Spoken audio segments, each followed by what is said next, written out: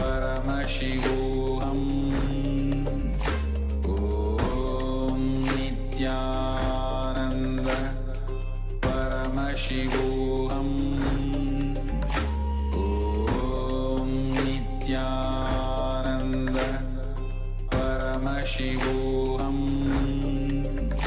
Om Nithyananda Paramashivoham Om Nithyananda Paramashivoham Om Nithyananda Paramashivoham Om Nithyananda Paramashivoham. Yes, you can relax now. Slowly, very slowly, remove your eye bands and gently let the light come back into your eyes.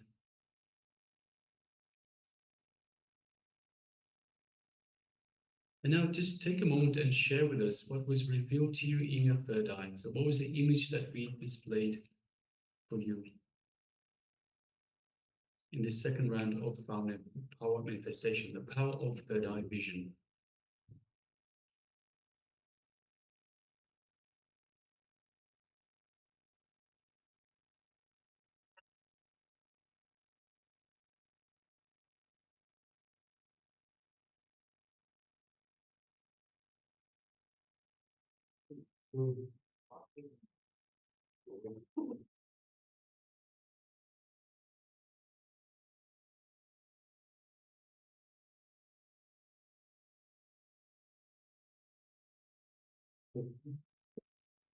So yes, requesting all participants, please share with us what was revealed to you in your third eye. So what image did we display for you in this round of manifestation?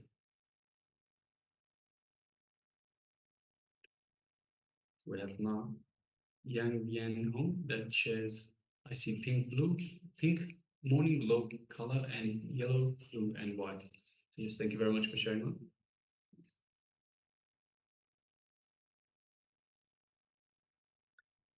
All right, so let us move on to the verification stage. So yes, this was the image that we displayed for you. It is a beautiful image. It looks like close to being a sunset. There's heavy cover of clouds, heavy cloud cover. We can see the sea or the ocean in the background. You can see the sun just lighting up those clouds, looking like the clouds are on fire. We have some tall palm trees and some smaller palm trees around. We see what looks like a fence, or perhaps a pathway, grey in color. We see some buildings in the far distance on the right-hand side. And yes. All right, so let's have a look. So Yang Yan Hong shared, I see pink blue. So we do have, because it looks like a sunset, we do have that pink blue type look. When you have the sea and the clouds in the far distance, the horizon meeting up.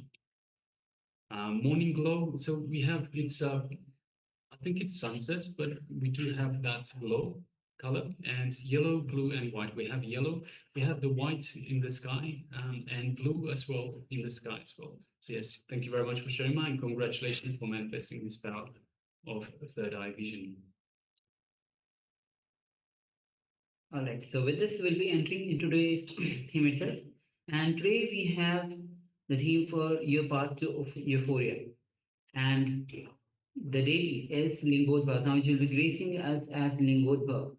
So, Lingodhbava is the time shaft, the eternal time shaft that happened, that the shaft of light which is eternal.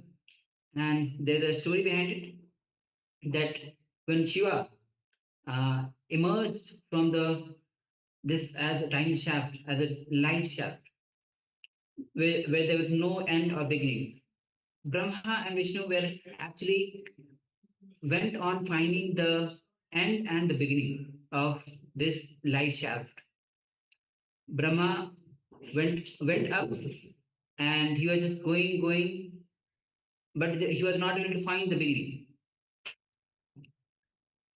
But he saw somewhere a flower, and he convinced a flower to be a witness that he has actually seen the beginning of this light shaft. So At the same time, when Vishnu was going down, he realized that he is not able to find the end of this life shaft. Both of them returned and asked Mahadeva and told Mahadeva that Brahma told that I have found the beginning and I have a eyewitness which is a flower. Vishnu was very transparent. He knew that he didn't find and he told that he was not able to find. So Mahadeva, he was pleased with Vishnu that he was truth about his findings, but he was very furious at Brahma that because of his ego, he was not accepting that he was not able to find the beginning. He cursed Brahma that he will not be worshipped in any of the temples. And now he doesn't have, and he cut his Brahma doesn't have any temples in anywhere. And so this is the story of the time shaft, the light shaft which is eternal. Mahadeva himself is eternal. That happened as Lingodhbava. So now we'll be entering into the theme itself. Swamiji will be revealing on how the mind is an action. Let's understand that mind, as Swamiji says, that body is a gross energy, mind is a subtle energy. And beautifully, as Swamiji will be guiding us through this session through the Patanjali Yoga Sutra, where Patanjali says, yoga is cessation of mind. Just as we walk and we can stop, we can rest, we can stop. As we move our hands and we can stop our movement. Just like that, mind is an action. We can stop anytime we want. And mind is just one part of the brain. So we'll be guided by Swamiji himself as Swamiji reveals on this topic of mind is an action. So please come to the space of listening and let's enter into this revelation.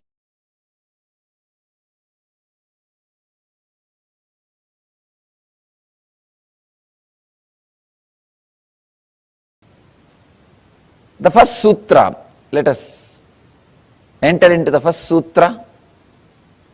Yoga chitta vritti nirodha. The translation is withdrawal from mental thought patterns is yoga.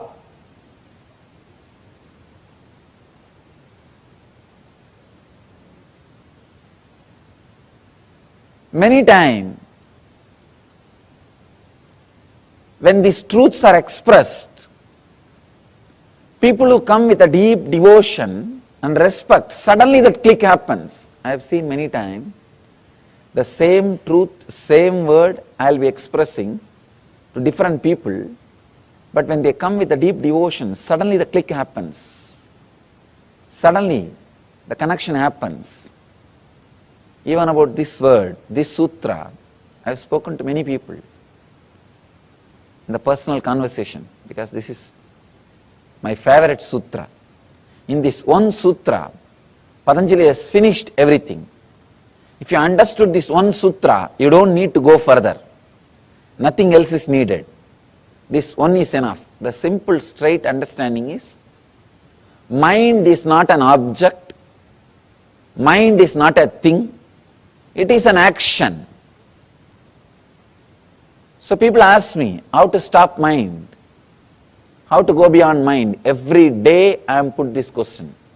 I can say this is a frequently asked question, most frequently asked question, FAQ. Wherever I go, there will be at least 10 people to put this question. I tell them, mind is not a thing to be fought with. Mind is not a thing to suppress it. Mind is not a thing to destroy it. It is an action, you know. It is an action. See, just like you are walking. If you don't want to walk, what you do? You just sit. Like you are talking. If you don't want to talk, what you do? You just be in silence. Same way, mind is an action. If you don't want, don't do it, that's all.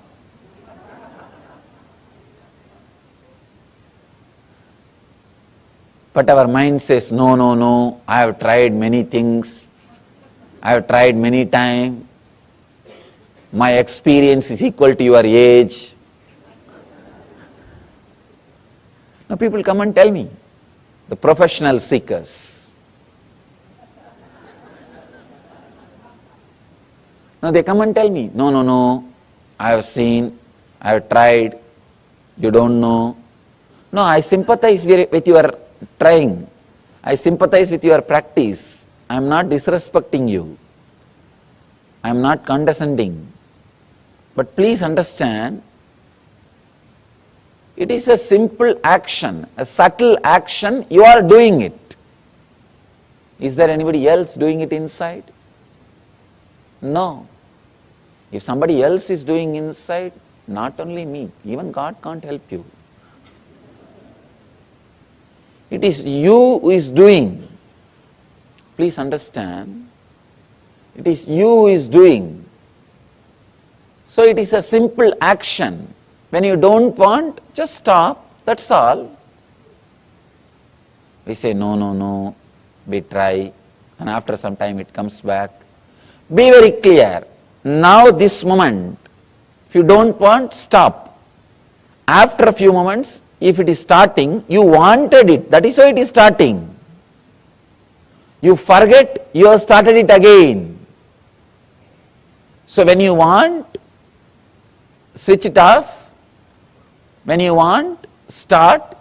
Please understand, if you understand you are starting it when you wanted it again, at least you will have respect on your decision, your will. Have simple clarity. Look inside. When I want, I am starting. When I don't want, I am relaxing. This moment, you don't need to bring all the philosophy, all the ideas you have about mind.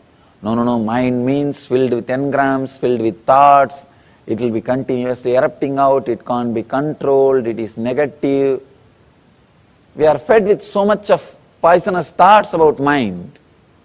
Relax from everything. Understand the simple thing. Mind is a subtle action. Just like walking is your action, talking is your action, mind is an action. When you can stop walking, talking, why not thinking? It is your action. Decide this moment, it is my action. Let me stop, that's all.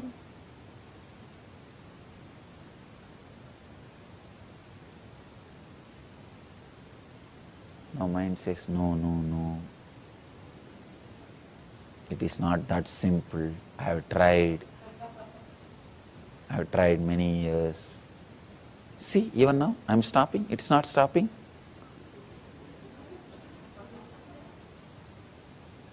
Understand, do not create that full statement. I am stopping, it is not stopping. Then you are not stopping. I am stopping. That's all. Then again, I want to tell something or I want to do something. That is why it is starting again. So look little in. With little devotion, if you approach the sutra, you will have that click. Yes, what he means is right. Just little shift in the approach, little shift in the attitude, little shift in the understanding. What he says is right. If it is getting started again, we are starting it. Maybe we forgot we are starting it. We are forgetting that we are starting it. Please understand. It is we who are stealing our own things from ourselves. Nobody else. Nobody else is stealing anything from us. It is simple we. Let us take the whole responsibility on us. Let us take the whole responsibility on us. If you want, you can think. If you want, you can stop. That is what is essence of this whole yoga.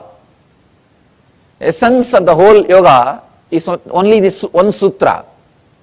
Yogaha chittavritti nirodhaha. Yoga is cessation of mind.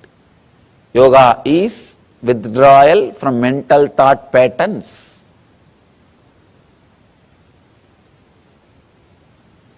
Mind is not a thing. It is an action. If you are sitting, did you ever ask, what happened to my walking? I was walking 10 minutes before. You don't ask, because you know by sitting, you stopped walking. If you are silent, you don't think, where did my talking go? I was talking 5 minutes before. You know, you were talking earlier, now you are silent. That's all. The same way, you can use your mind when needed. You can switch it off when not needed. And you can start again when needed. I want you to know an important truth. My master told me beautifully, usually we always understand mind is bigger than brain. That's what we think. My master told me very beautifully, and he gave me a very deep insight. He said, he told me beautifully,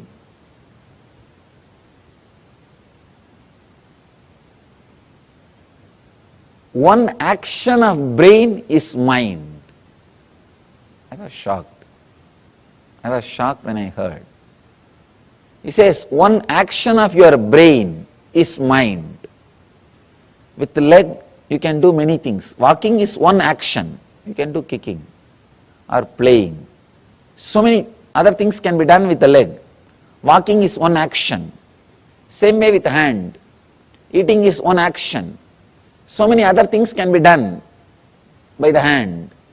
Eating is only one action. Same way, he says very beautifully, thinking is a one action of your brain. Mind is one action of your brain. I was shocked. We always think brain is just physical, mind is subtle, because of that mind is more powerful than the brain, and mind is everything. When I started experiencing, I understood true. Mind, what you think as mind, what you experience as mind, is only one action of your brain. See, if I realize moving is only one action of my hand, I can relax. If I want, I can move. If I want, I can relax. Same way, thinking is only one action of my brain. I can start when I want, I can relax when I don't want. Understand this one truth. Thinking is one action of your brain. If you want, you can relax from it. You can rest from it.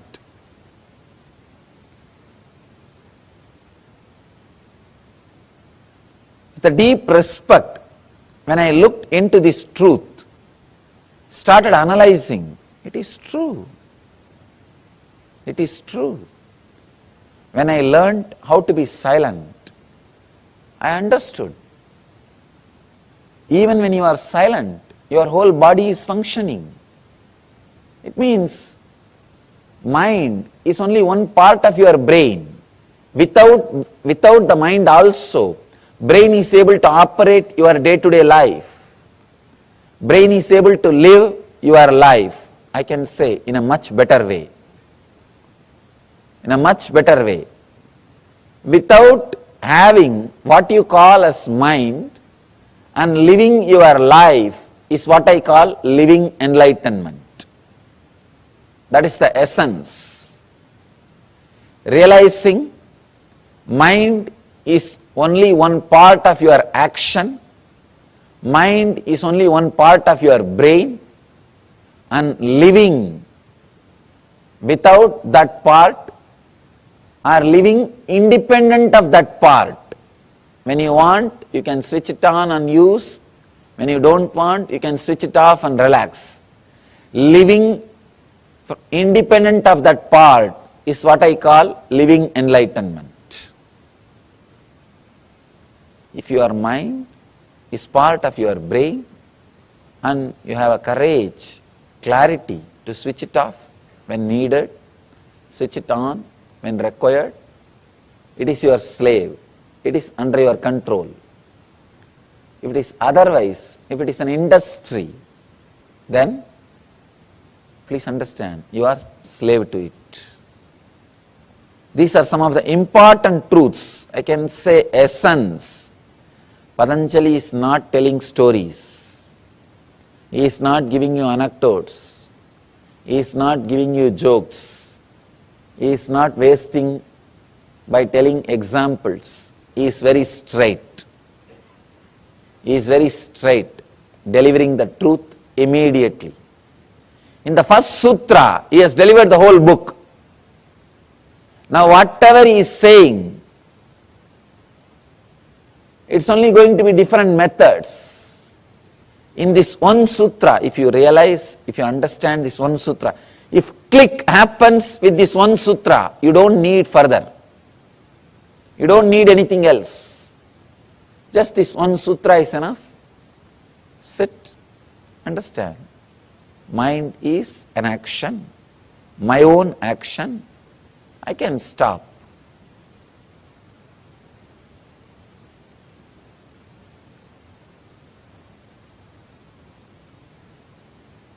All right, let me start. I think I am done with the whole day. Let me relax.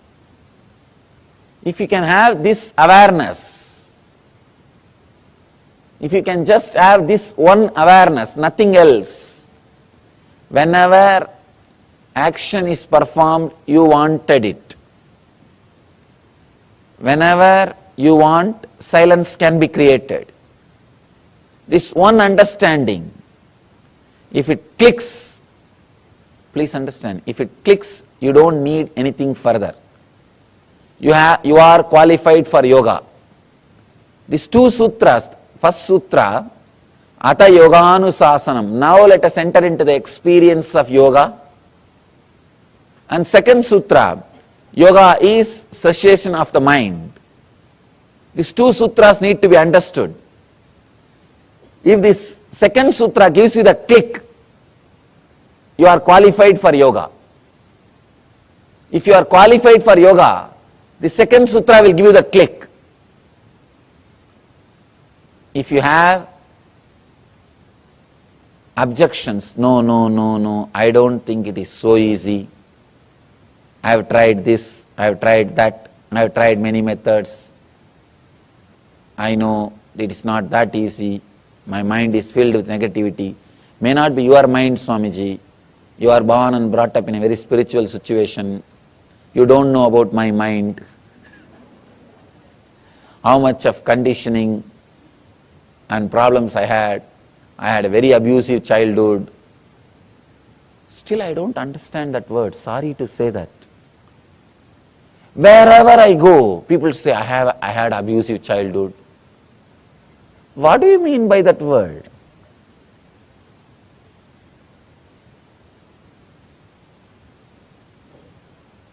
Everywhere people say, I had very abusive childhood, I had very disturbed childhood, I had this problem, that problem.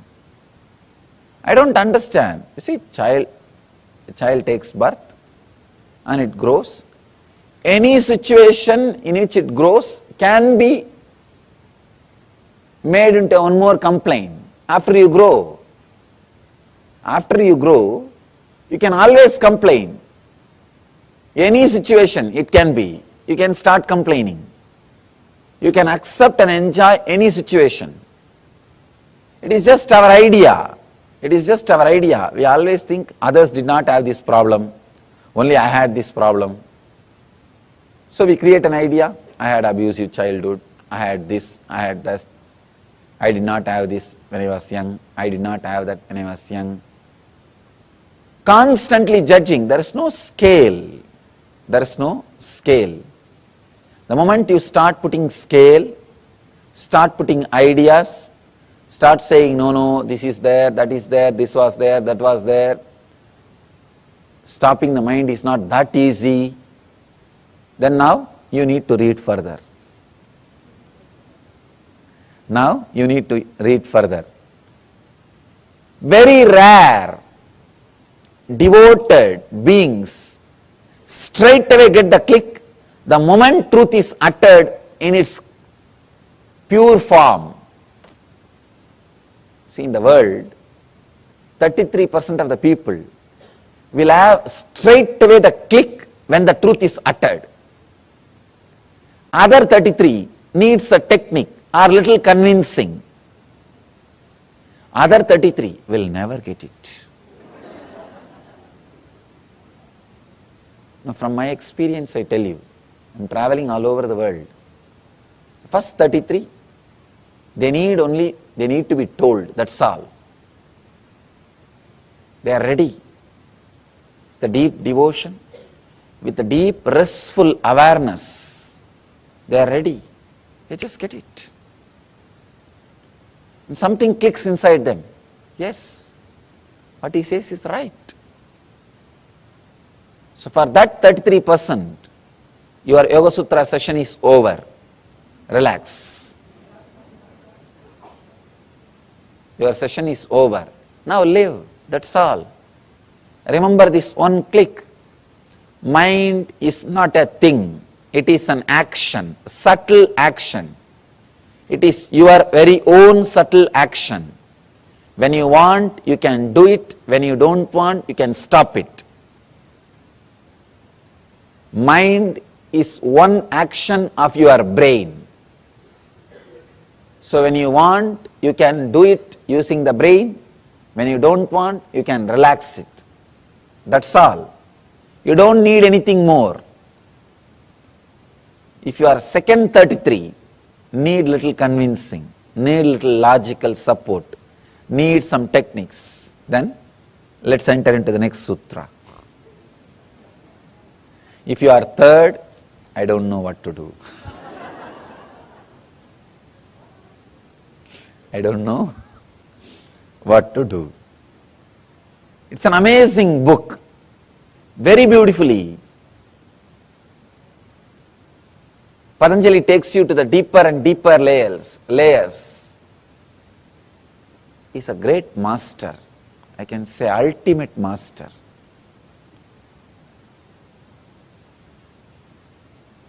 He has solution even for the third 33. When you go deeper, he has solution. There's a beautiful story. One guy was traveling, sitting on his donkey, and the tail of a donkey, a goat was tied. 3 thieves saw him. One thief said, I'll steal the goat from him. The other guy said, I'll steal the very donkey on which he is sitting and traveling. The third guy said, I'll steal the very clothes he is wearing. First guy slowly started walking behind the donkey. The donkey, in the goat's neck, there was a bell ringing continuously. So that guy who is sitting on the donkey, he knows if the bell is ringing, the goat is following. So he was walking, he was traveling. This thief slowly removed the bell from the goat's neck and tied it the donkey's tail. Donkey was continuously ringing the bell and that guy was walking. He took away the goat and ran away.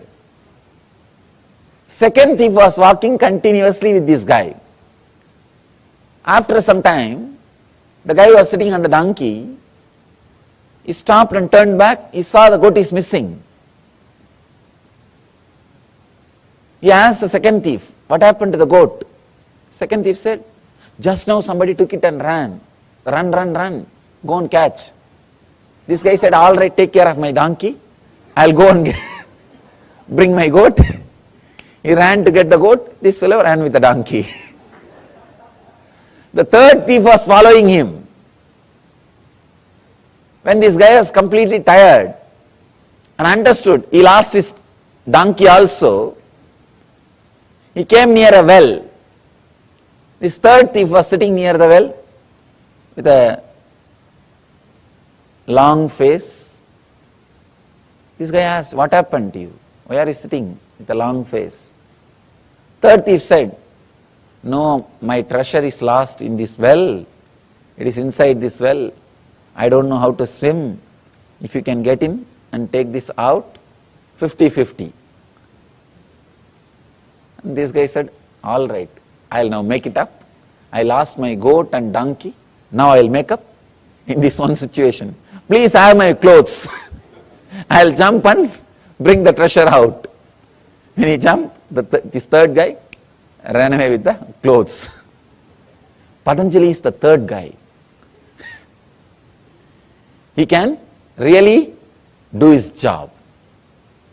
He can really do his job. He can teach even for the third level people.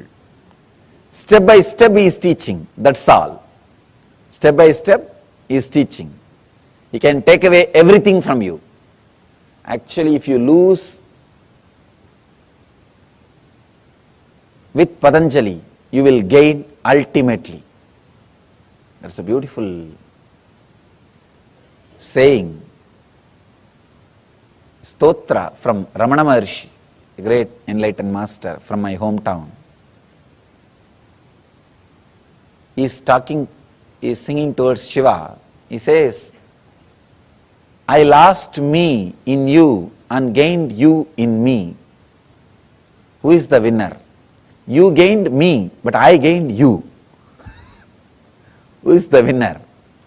So if you lose with Patanjali, you will lose you, but you will get Patanjali. Patanjali may have you, but you will have Patanjali. So get ready to lose yourself into Patanjali.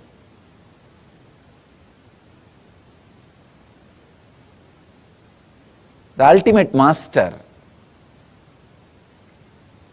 is not just a scholar. He's a great master. Straight away gives you the techniques. I can say this book is Science of Miracles. Manual for miracles. There are some books which creates philosophers. There are some books which creates kings. There are some books which creates business people. This is the book which can create masters who will create religions. This is a book which can create masters who will create religions.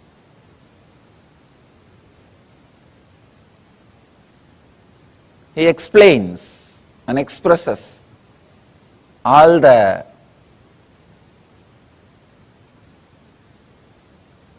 inner science or secrets of the miracles and spiritual experiences. This sutra, withdrawal from mental thought patterns, is yoga. Yogaha chitta vritti nirodhaha, needs to be understood from another dimension. Let me try to explain this, the another dimension. Actually, when the chitta vrittis, when the mental patterns are stopped, suddenly you enter into a different zone. It's like if all the threads which are tying the balloon, if it is cut,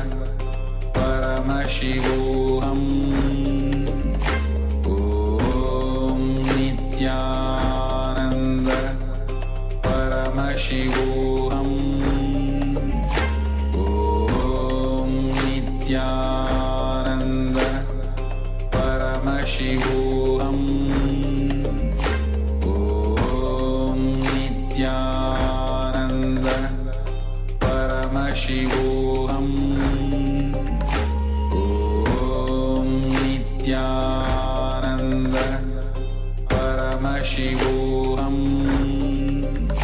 Om Nithyananda Paramashivoham Om Nithyananda Paramashivoham Om Nithyananda Paramashivoham Om Nithyananda Paramashivoham Om Nithyananda Paramashivoham Om Nithyananda Paramashivoham Om Nithyananda Paramashivoham Om Nithyananda Paramashivoham Om Nithyananda Paramashivoham Om Nithyananda Paramashivoham Om Nithyananda Paramashivoham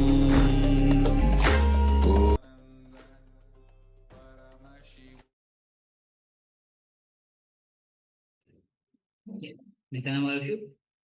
So, in this first session where Swamiji beautifully revealed, mind is an action. If you want, use it. If you don't want, just stop it. So this starts from the Patanjali Yoga Sutra. The first sutra is Yoga Atha Yoganusasanam. Means you are qualified for yoga if you are disciplined in yoga. If you are qualified for yoga, and that is it. But if you need next step, then the second sutra comes, which is Yoga Chitta Vritti Nirodha. Means yoga is cessation of mind.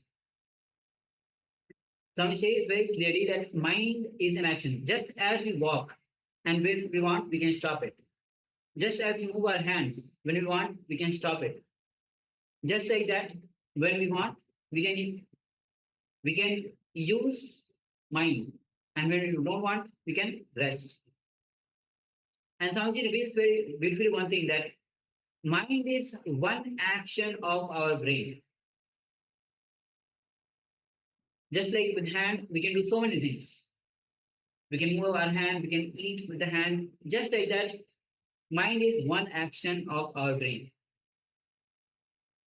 We can use it whenever we want. That action, a part of the brain. So Swami says that when we can live without or independent of the mind, then we are living enlightenment. So as this mind is a part of our brain, is one action. If we can live without this mind, independent of this mind, we are living enlightenment. Now to get the second sutra, Yoga Chitta Vritti Nirodha, mind is an action. There some say there are three kinds of people. First 33%, the moment they hear this sutra or the click, they get a click, they get an understanding, and that's it. They are established in yoga. Second 33%, they need little convincing. Powerful cognitions, meditation, kriyas, and next 33%, someone says, I don't know what to do. But Patanjali has solutions for all, even the last 33%. All right. So with this, we'll be entering into the internalization exercise on the mind is an action. Yes. So this internalization exercise on mind is an action. The first thing is understanding that your problems are neither permanent nor impermanent. So we need to understand this. We need to get to clear this in our mind, to have this self-recognition. The first thing we need to understand, our problems are neither permanent nor impermanent. Our understanding about the problems are just not right.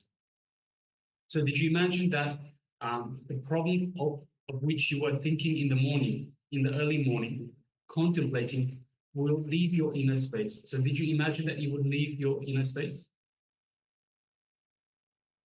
Your idea about love, your idea about pain, your idea about attention, your idea about fear, about worry, about greed, all these ideas, all these are just floating around. They're just ideas, simply floating. They're not clearly rooted or hooked or grounded. They are just floating. So again, they're not as permanent as you think. They're not as impermanent as you think. But our understanding of our problems, of these problems, are just not real. Just not good enough. To understand the key, first key you need to understand, first truth you need to understand, your problems are not as you think. They are neither permanent nor impermanent as you think. If you think they are impermanent, they are not impermanent as you think. If you think they are permanent, they are not permanent as you think. Your ideas about your problems are not right. So it's our ideas about the permanent or impermanent or any problems is not right. This is where we are stressing. Now, let's enter into the internalization exercise. You can have the pen and paper with you ready. To start with this internalization exercise, it is important to have the internalization exercise noted down. First step is pen down at least 5 incidents from your own life where you focused on very simple problems and you forgot the important problems. Alright, so there are 2 steps. First will be entering into the first step. Again, pen down at least 5 incidents from your own life where you focused on very simple problems and you forgot the important problems of your life. So let's take a moment and enter into this internalization exercise.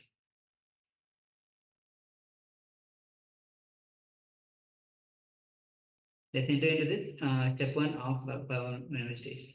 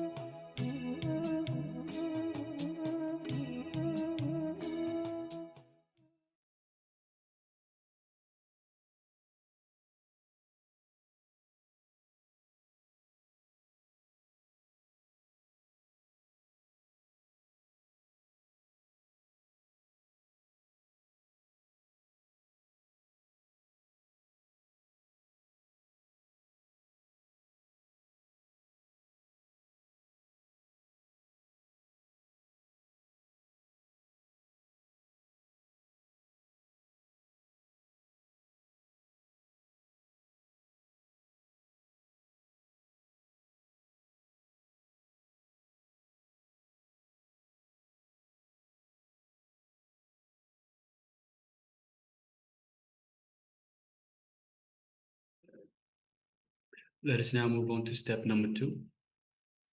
And let's look back into each one of these incidents that you've just penned down and analyze how you got caught into the small things and totally forgot about the big things happening in life. Where you pen down all the incidents where you got focused, you lost focus and concentrated on the simple problems instead of on the big ticket items, the big important problems. You totally forgot about the important problems. Now let us look back at these incidents and understand, analyze how this happened. How did you get caught into these small things? So let us continue.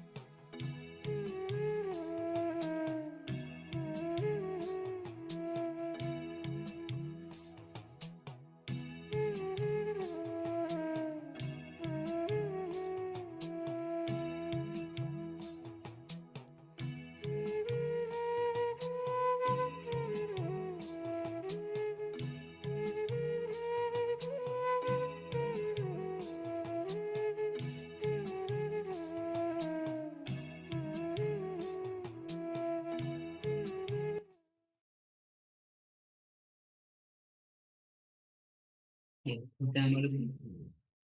after this internalization exercise, where we have looked into each of your incidents and analyzed how you got up or got caught up in small things and totally forgot the big happenings in life. Now we'll be entering into the remote scanning, the power of remote scanning. So before we enter, let's enter into the SUPREME, which is the scriptural reference for manifesting the power of remote vision. And the SUPREME goes as, this is from Vigyan Bhairatantra, Sutra 92, Dharma 69. Vyomagam sam atmanam dhyaye digbhir anavratam nirashraya shaktihi sarupam drishyate tada.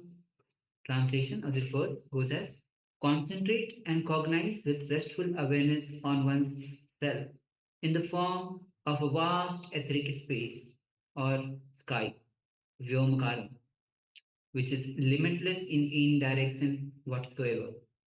Thus, the Chitta Shakti, the power of consciousness, freed from all support, reveals and manifests herself as the form of one's essential nature of the self. Yes.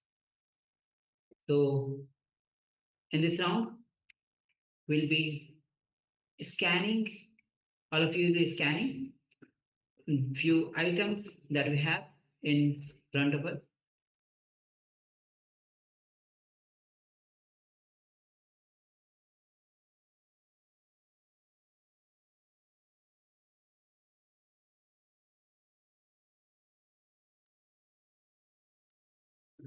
Yes, so let us sit comfortably with the head, neck, and spine in a straight line.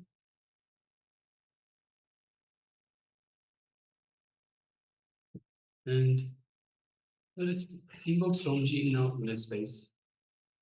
Last, the mere remembrance of Swamiji invokes the Master in our inner space. Let us feel his love, his compassion, his infinite grace, this showering upon us. Let us feel his energy flowing throughout our entire body, reaching out to every corner of our bodies.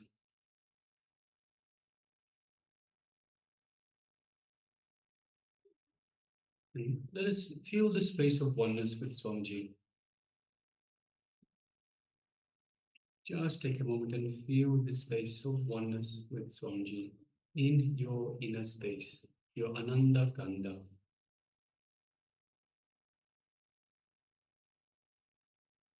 Just take a moment. Now let us move our gaze just gently to the third eye, just between the eyebrows. And through our third eye, let us look into Swamiji's third eye, creating a connection. Let us take a moment and feel this connection, feel the energy in our third eye.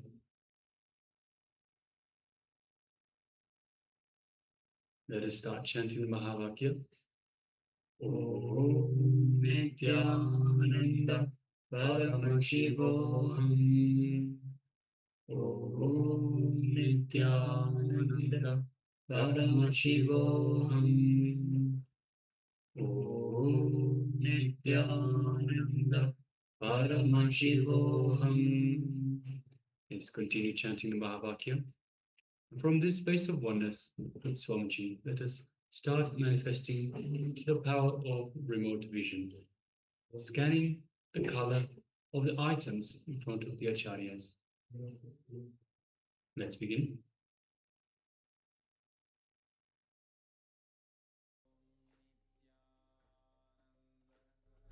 Paramashivoham. Om Nithyananda Paramashivoham. Om Nithyananda Paramashivoham. Om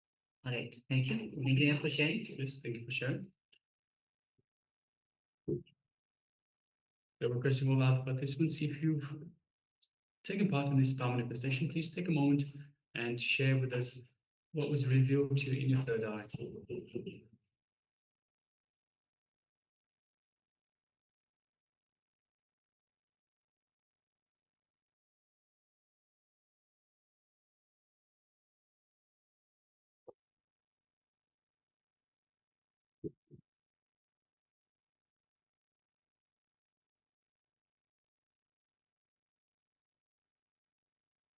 Yes, so requesting Ma Jnana Priyananda,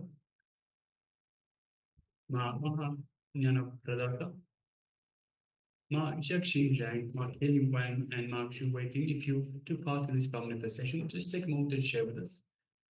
And also requesting all participants that are following us on YouTube, you can let us know in the YouTube chat as well.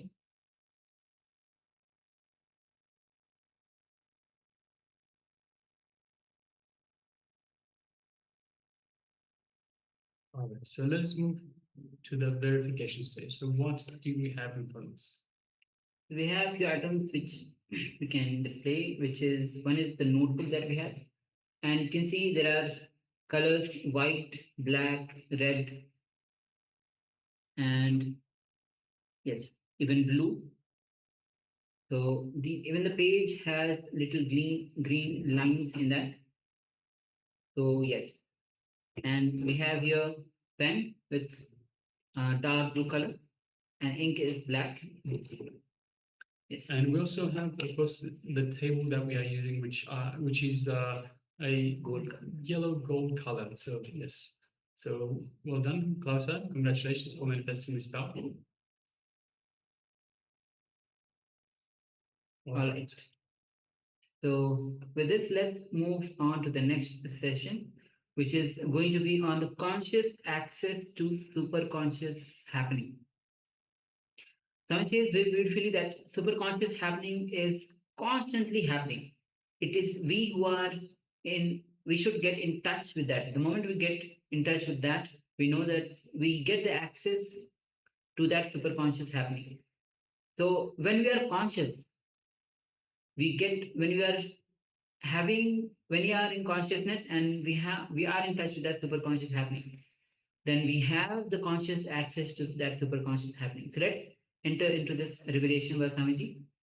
You can sit with your head, neck, spine, and straight line as we enter into this revelation.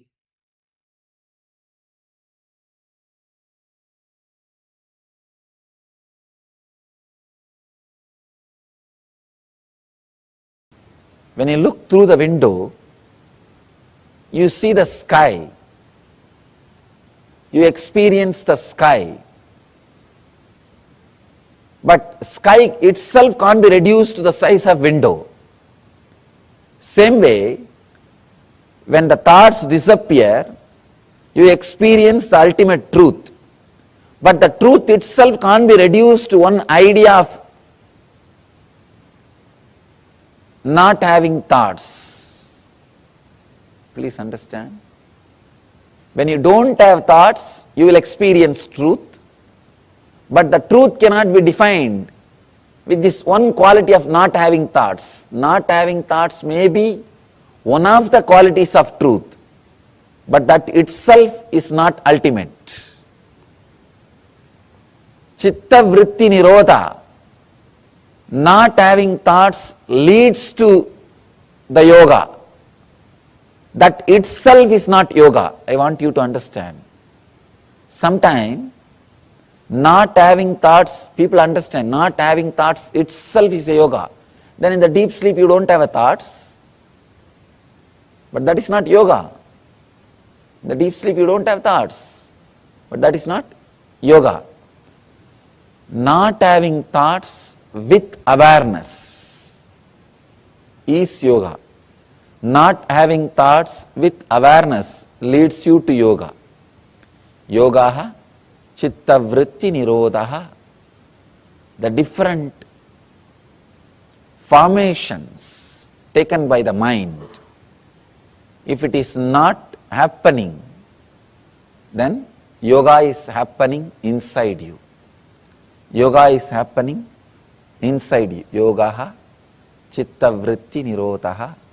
The next sutra throws more light on this one truth. Let us enter into the next sutra.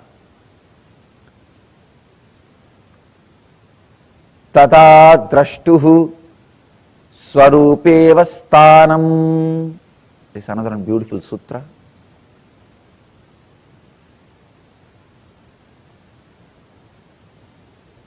Let me give you the translation. The earlier sutra says withdrawal from mental thought patterns is yoga. Here Patanjali says then results relaxation into one's true nature of limitlessness and total understanding. See, when the thoughts disappear, when the cessation happens, when the chitta vrittis are no more, when the thoughts are no more, when the mental actions are no more,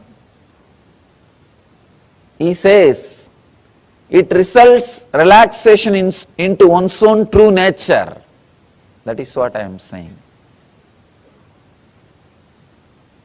In a way, even your deep sleep is a pattern of your mind.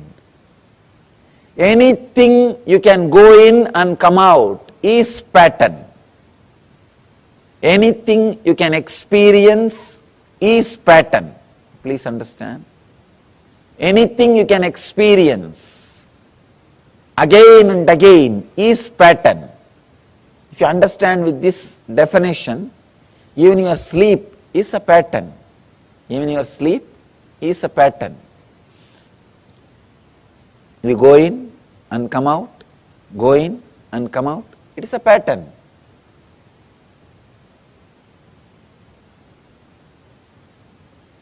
When you really relax, Patanjali says here, then results relaxation into one's true nature. Swarupe vasthanam.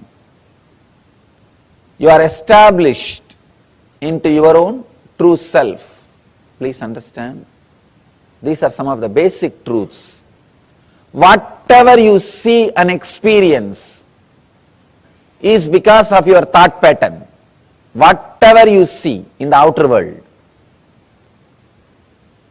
whether it is your health, body, mind, world, relationships, everything is because of your thought pattern.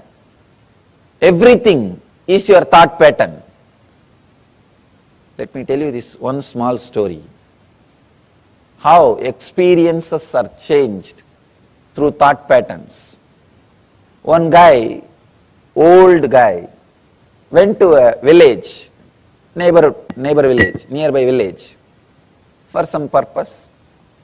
When he came back, from the distance he saw his house is on fire. He started rolling on the ground and started crying. In India there is a special way of crying. They don't just cry, they roll on the ground and cry. Indian villages roll on the ground and crying. He started rolling on the ground and crying. He had 3 sons. One son came to him and said, "Father, don't worry. Don't you remember yesterday we sold that house?" This guy suddenly stood up, wiped the tears. "Oh, yes.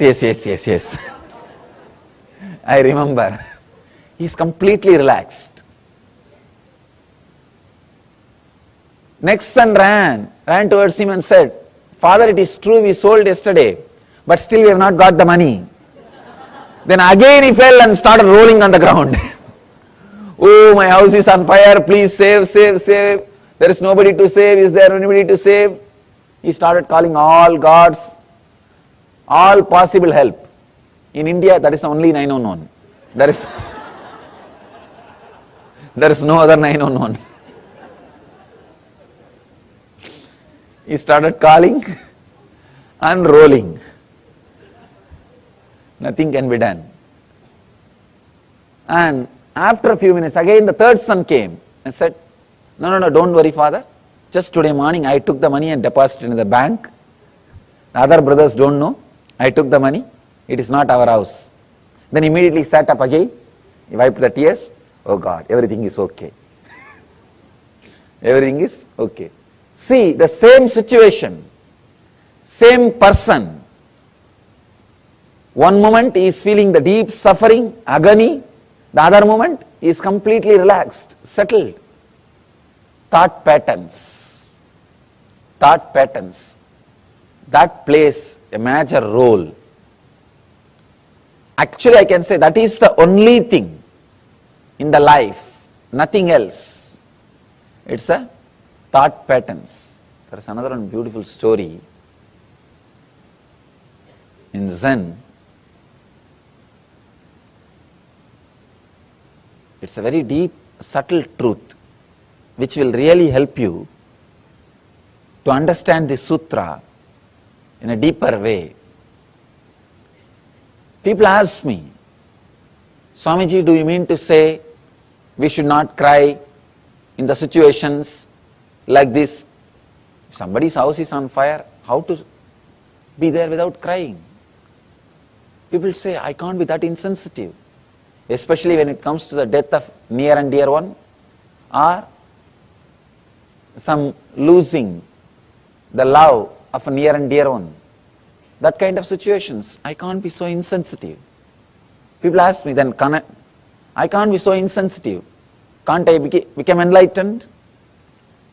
Understand, it's a very subtle truth you need to understand. One is accepting the situation. Another one is accepting the response happening inside your inner space. There is a beautiful story, Zen story. There was a great master. His disciple also is an enlightened master, Suzuki. When Suzuki's master passed away, the disciple, his name is Suzuki, he started crying, weeping, rolling on the ground. All the other disciples came and asked, Master, what is this? You are an enlightened being. How can you cry like this? How can you weep? Then Suzuki says, if an enlightened person should not cry, get lost. I am not interested in your enlightenment. I can't be so insensitive to this situation. I am crying because I'll miss his physical presence. He can never leave me, or I can never leave him, because he became me and I became him. That is different. But physically I'll miss him. I'll miss the graceful actions of him and the beautiful conscious leela, conscious play happening around him. I'll miss him. I'll miss it. Then another disciple is asking, then what about the teaching which you are giving all these years? Accept what is happening. Accept what is happening. Tatada, tatada, tatada. What has happened to the teaching? Have you taught this to us without you experiencing? Please understand, very beautiful truth. Just understanding can give you a very strong click. The Suzuki's reply. That disciple is asking, then have you taught this tatada, accepting what is without you experiencing? Suzuki beautifully explains, there are two levels of acceptance. One, accepting whatever is outside, the situation. Accepting the situation. Surrendering to this moment. Surrendering to tathata, what is. Surrendering to the now.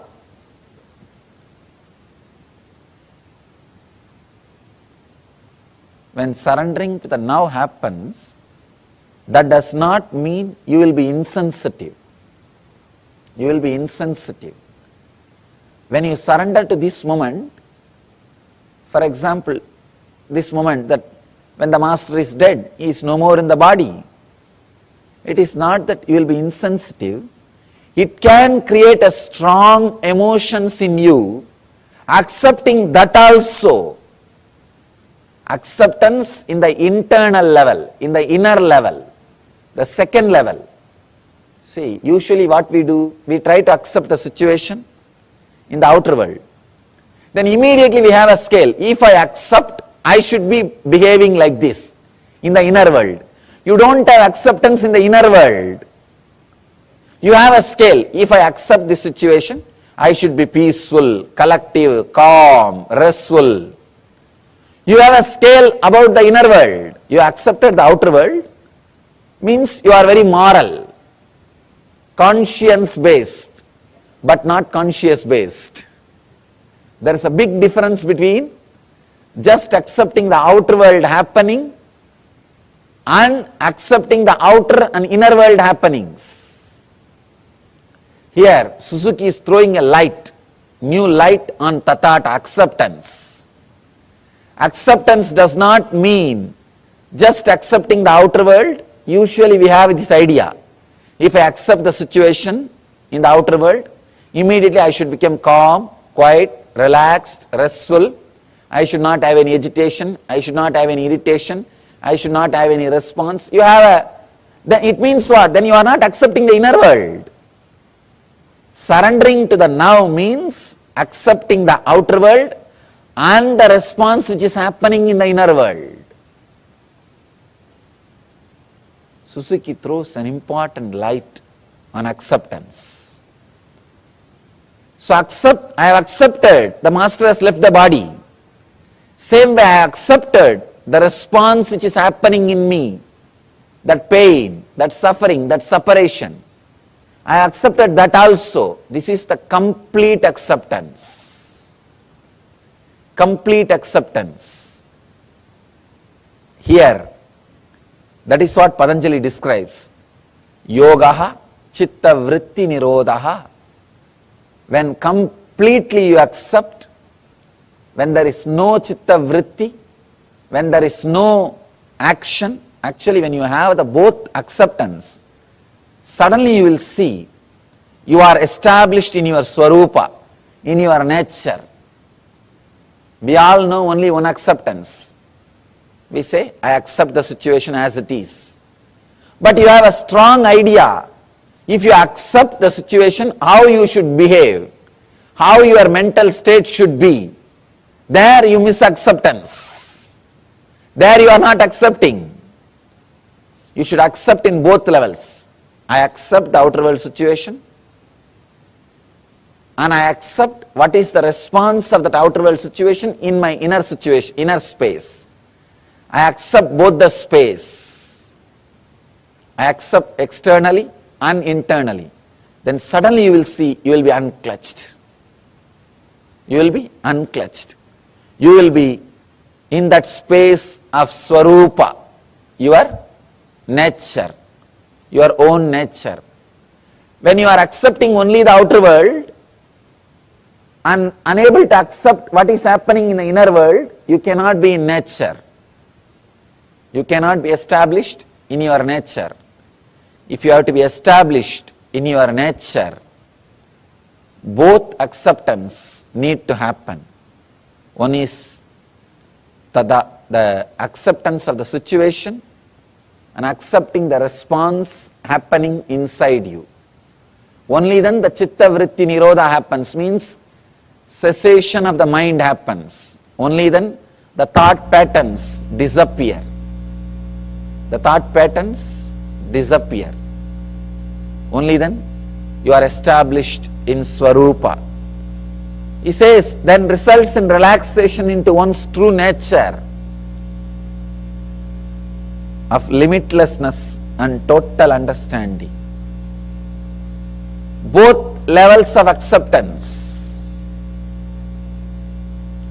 Just external acceptance is very easy because you have to accept.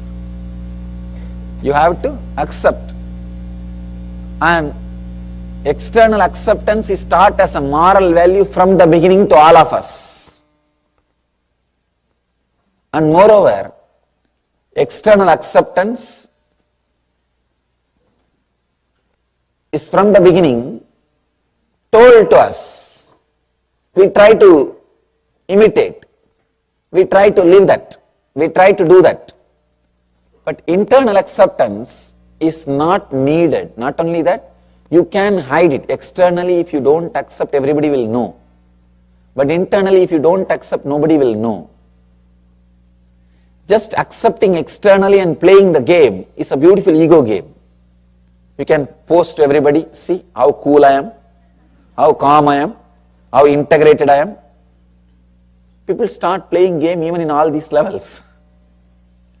People start accepting things or trying to pose silence or peaceful, restful awareness just to pose others, just to tell others how cool they are, how calm they are, how restful they are. They try to play game even in this level. But when you accept internally also, suddenly the unclutching happens. So, it's a very beautiful sutra, amazing truth. I want all of you to contemplate, internalize the sutra, this one idea. I do not want to add more and more ideas. I want to do exactly the same work as Patanjali did. I do not want to comment on this work. I want to repeat it. I am not commenting, I am repeating. Because commenting may add more confusions. There are hundreds of commentaries. I can say thousands of commentaries. It may add more confusions. I don't want to comment. I want you to internalize, experience this one idea. This one idea, internalize continuously. Mind is an action. If I want, I can stop. If I am acting, I wanted it. Take the responsibility. If I am acting, I wanted it. Who can take the responsibility for your action? Only you. If you are walking, you want it. If you are talking, you want it. If you are minding, you want it. If you are thinking, you want it. So let the shift happen in your consciousness. If you are thinking, you want it. If you are talking, you want it. If you are sitting, you want it. So let you understand this one truth. Take the responsibility on your shoulder.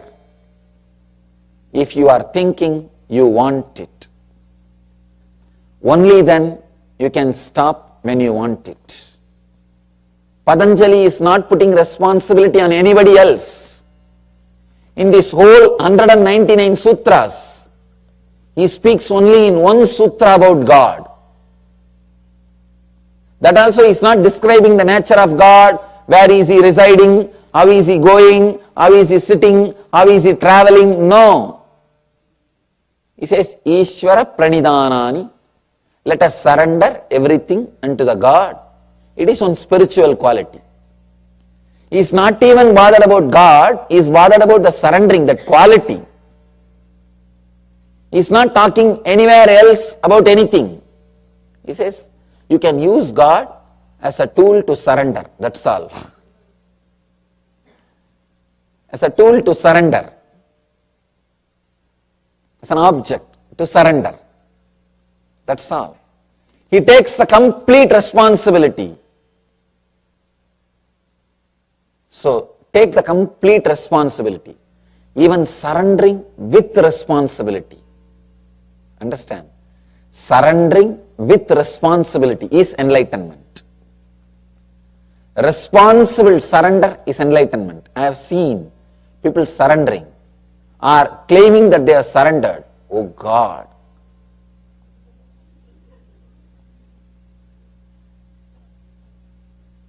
Even if you are caught by your enemies, you will not be tortured that much by the pseudo surrendering people. by these pseudo-surrendering people.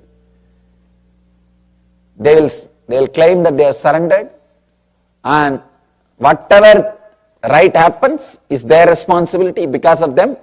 Whatever wrong happens, it is because of you. And they will not do anything more than saying word, I have surrendered, I have surrendered, I have surrendered. Many people come and tell me, Swamiji, what should I do further?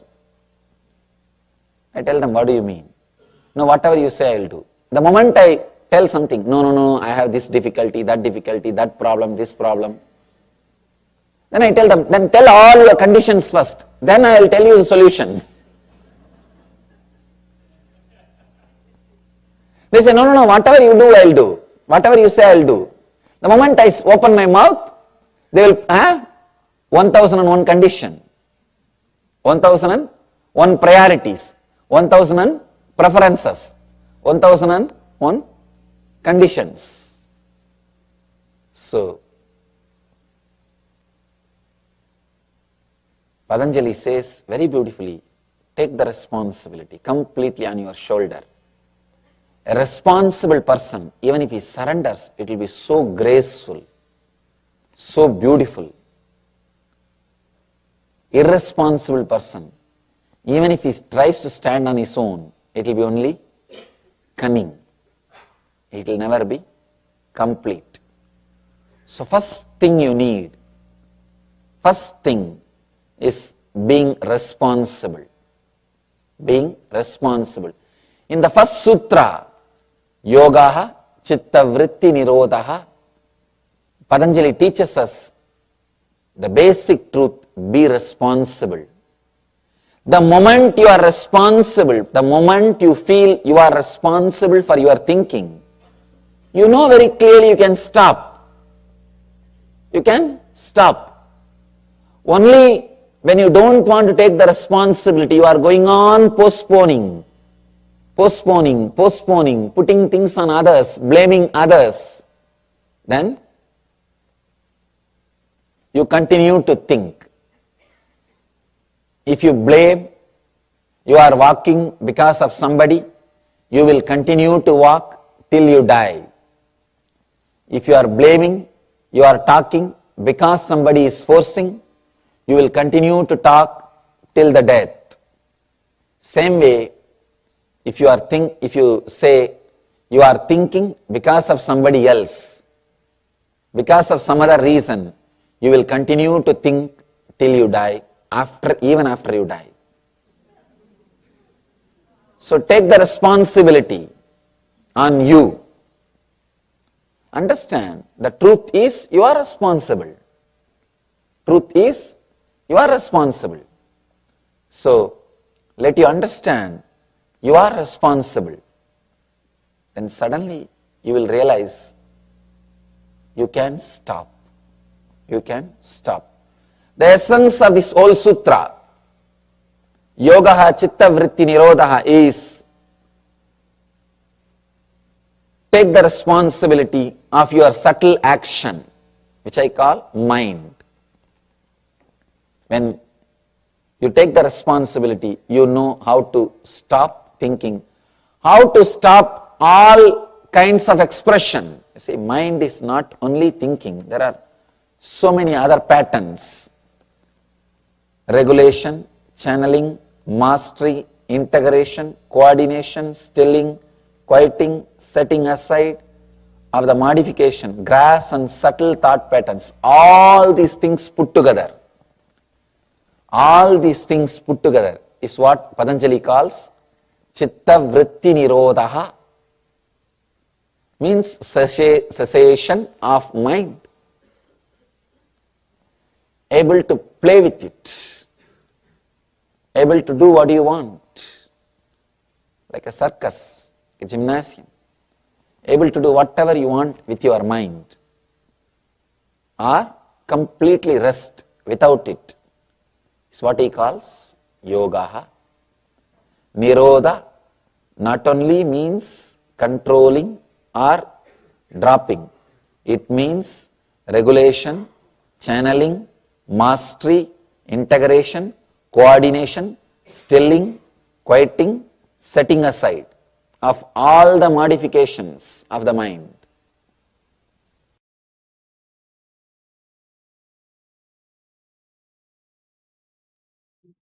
Yes. So, Swami says again, Yoga Chitta Vritti Nirodha, taking responsibility for your action. Even when you walk, because you wanted it, your walk. But if you blame others for your walking, you will walk till you die. And if you are speaking, and same way, if you are speaking, if you are thinking, and you think if because you are thinking because of others, you will think till you die. The moment you take up the responsibility on total responsibility on yourself, only then when you realize you are responsible, you take responsibility for your actions, then this sutra, Yoga Chitta Vritti Nirodha, can happen in you.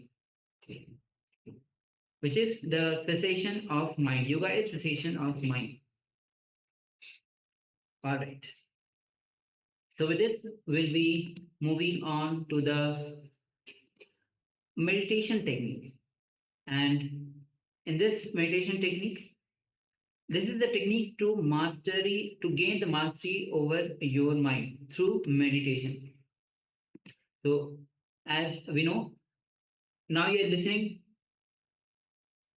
and you know the mind is running. And Swami says very beautifully, all the experiences that you have, it is from the patterns. It is from the patterns that you have. All the experience that you have, any actions you take, it is from the patterns. So how to get rid of, or how to enter into the zone of no thinking, or as the Patanjali says, Yoga Chitta Vritti Nirodha. Yoga is cessation of mind. So we'll be entering into a meditation technique to have mastery over the mind. So please come to the space of listening as we enter into this meditation.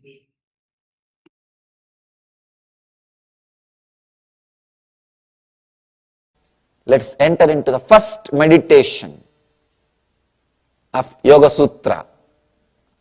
First meditation of Yoga Sutra is simply be in samadhi, that's all. Now decide, I am moving my hand, I can stop. I am talking, I can stop. I am thinking, I can stop. Just sit with this one truth, with this one sutra. If you are thinking further, be very clear, you are thinking. Perfectly all right, thinking is not wrong. I am not saying thinking is wrong. I am saying thinking that you want to stop but you are thinking is wrong. Thinking is not wrong. Thinking you want to stop but you are unable to stop is wrong. So, close your eyes.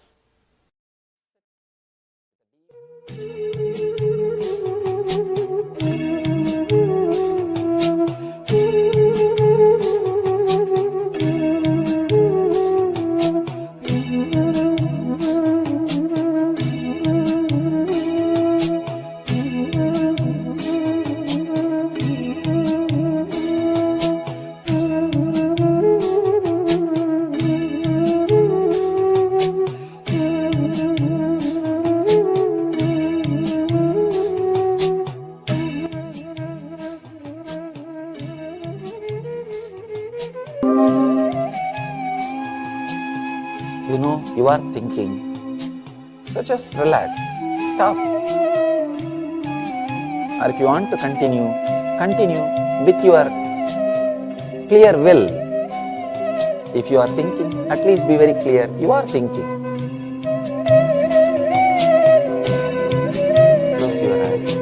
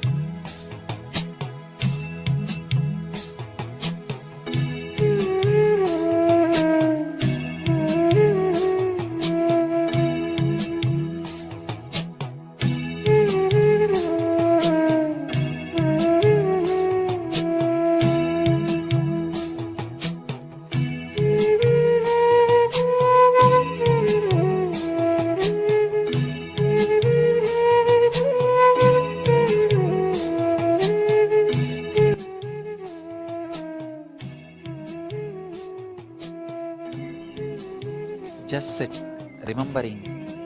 You can stop thinking if you want to. If you are thinking, at least remember you are thinking. Just sit with the simple truth. You neither need to stop nor need to think. If you want to, if you want to think, think. If you want to stop, stop. It's up to you. But be responsible for what you are doing. Remember, you are doing it. Just with this one truth, sit. Sit with closed eyes. With this one truth, let it be internalized.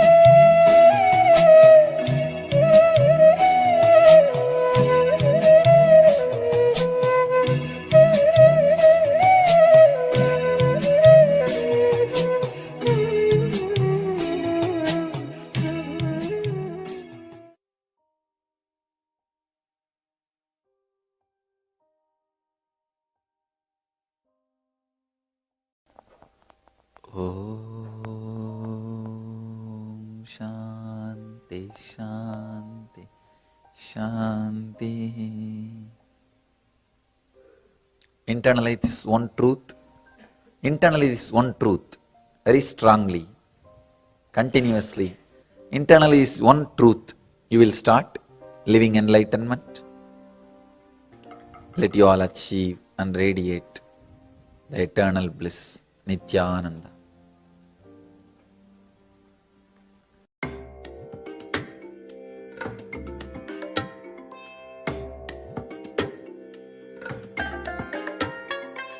I bless you all.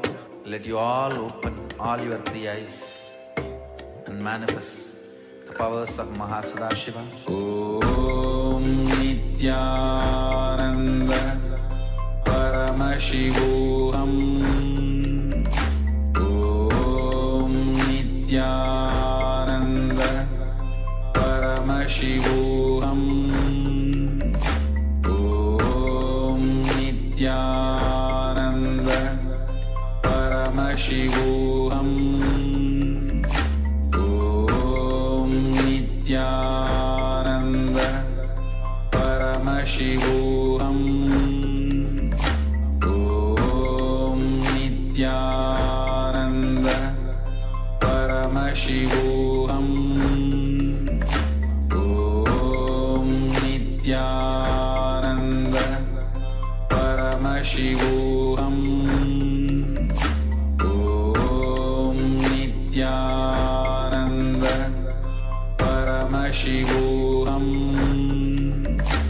Om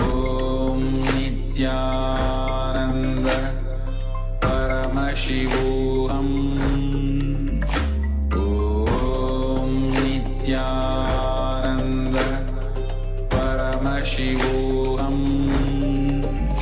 Om Nithyananda Paramashivoham. Om Nithyananda Paramashivoham. Om Nithyananda Paramashivoham. Om Nithyananda Paramashivoham.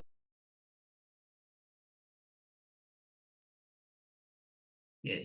So after this meditation, it's time that we move on to the power manifestation.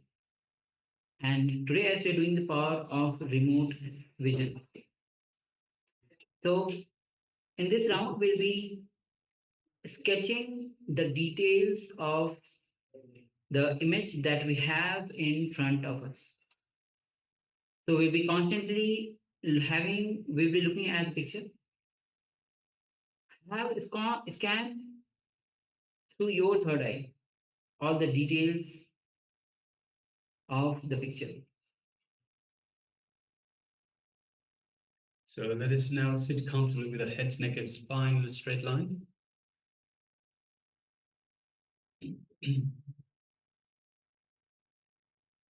And let us just take a moment and unclutch from everything. Unclutch from the outside world. Unclutch from everything inside as well. Every thought, emotion, worry, discontentment. Let us just drop everything. Just become a witness and unclutch.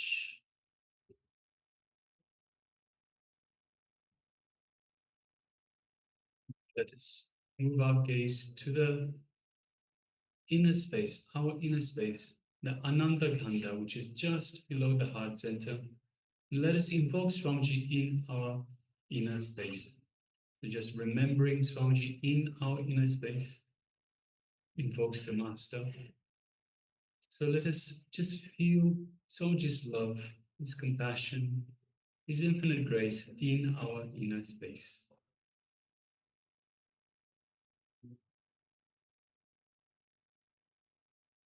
Let us feel Swamiji's energy flowing throughout our entire body.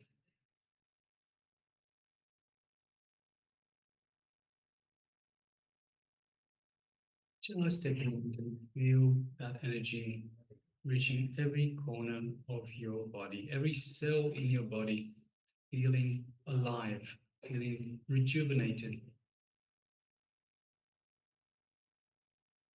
Just feel how wonderful this feels. Being in the space of oneness with Swamiji. Be in oneness with Swamiji. Just take a moment and feel that.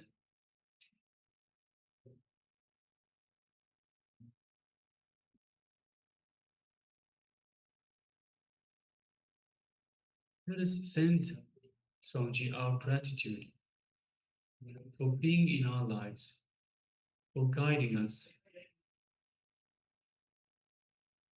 from darkness onto light.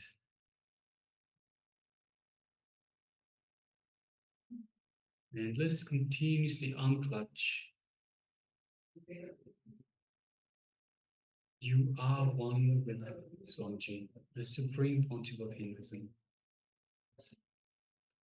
Now let us move our gaze just gently to the third eye, and through the third eye, let us look into Swamiji's third eye. And as we do so, feel the connection, feel the energy build up in your third eye.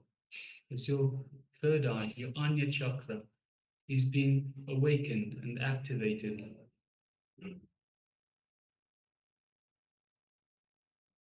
Now let us start chanting the Mahavakya. Om Nithyananda Paramashivoham. Om Nithyananda Paramashivoham. Om Nithyananda Paramashivoham. And from this space of oneness with Swamiji, let us start manifesting this power of remote vision. The image that we are looking at. Let's begin. Om Nithyananda Paramashivoham.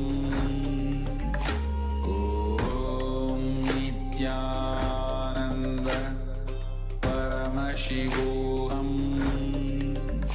Om Nithyananda Paramashivoham. Om Nithyananda Paramashivoham. Om Nithyananda Paramashivoham. Om Nithyananda Paramashivoham. Om Nithyananda Paramashivoham. Om Nithyananda Paramashivoham. Om Nithyananda Paramashivoham. Om Nithyananda Paramashivoham. Om Nithyananda Paramashivoham. Om Nithyananda Paramashivoham. Om Nithyananda Paramashivoham. Om Nithyananda Paramashivoham. Om Nithyananda Paramashivoham. Om Nithyananda Paramashivoham. Om Nithyananda Paramashivoham. Om Nithyananda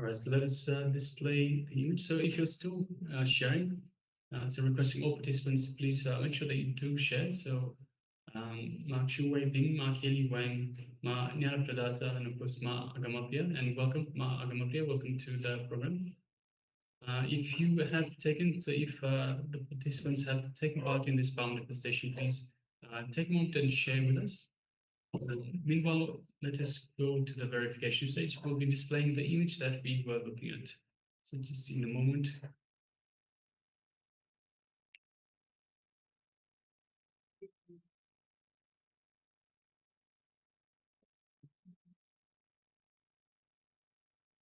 So apologies for the technical glitch. Yes, so this is the image of London Bridge, the London Bridge. So we can see the sky, mostly cloudy. You can see the white clouds, but through the white clouds, you can see the blue sky above. You can see the sun shining in the distance on the left-hand side, and you can see some other buildings in the background, and of course the water, the Thames River, in the foreground, and with a nice London Bridge over the Thames River. So yes.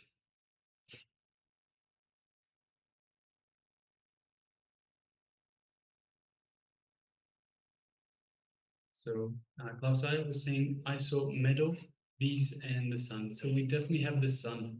So yes, thank you very much for sharing on.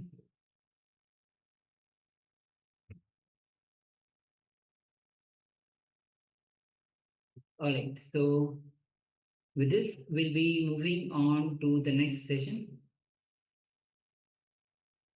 And the next session is going to be on be established on your nature. So as we have been going through how Swami says that mind is an action, just stop it. And Patanjali Yoga Sutras, which says yoga chitta vritti nirodha. Cessation of mind is yoga. When you are in yoga, you are in your true nature. So how to, Swami says, the moment you are in action, any action, the mind is an action. When you think that how to stop it, when you're not able to stop it, then the next sutras comes. So with this, the next session comes to be how to be established in your nature. So this will be including the meditation technique for us to, as I says, that meditation kriyas are the ways to establish yourself in the space where you can be in that unclutched space where the yoga chitta vritti nirodha can happen in you. So let's come to the space of listening as we enter into this revelation by Swamiji. And of course, this is going to be from the Yoga Sutras, Patanjali Yoga Sutras. And Swami says Patanjali is the greatest master. He has technique for 33%, those who are ready for the click to happen. Those who are just ready, for them, just simple sutra is enough. And they are in that space. Another 33%, they need convincing. And another 3%, Patanjali has even for them, techniques for them as well. So let's enter into this meditation, this revelation by Swamiji. It will be including the meditation. So have the listening space, and also because it's a meditation, revelation followed by meditation, make sure that you are in a space where you can actually perform the meditation. All right, so let's get into this revelation. Please understand, we need to understand the word nature.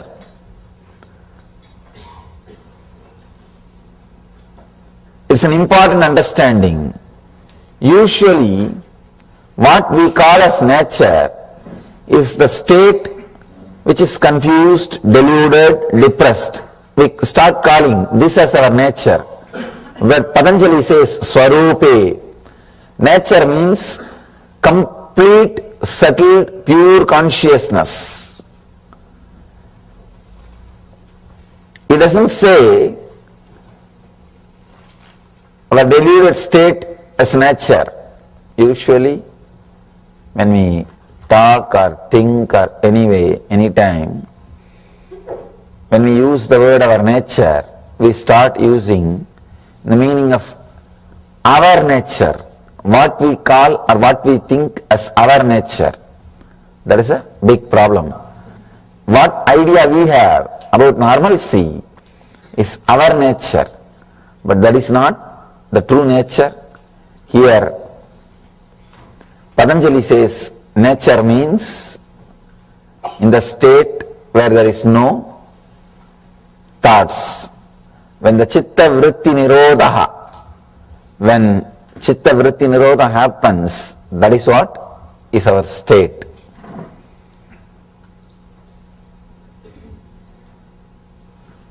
Superficially, when you look at the sutras, Patanjali looks like a scientist, straight. He is not lost in poetry. You can see there is no poetical words here. There is no poetry. Being an enlightened master, talking in a simple, straight prose is very difficult. Because in enlightenment, you are lost in ecstasy. You are lost in ecstasy. And talking in a simple prose words seems to be abnormal, seems to be too rude, too violent. But here, if you look a little deep, you will understand the tremendous compassion of Patanjali. The Patanjali's compassion, the very stand he takes. He is not interested in agreeing with what you call as nature, with what you call as standard. From the very step, he is very clear about what is our nature. One more beautiful thing. First, he gives the truth. As I was telling yesterday, the 33%, the first 33%, waiting for the click. Just express the truth, they will have the connection.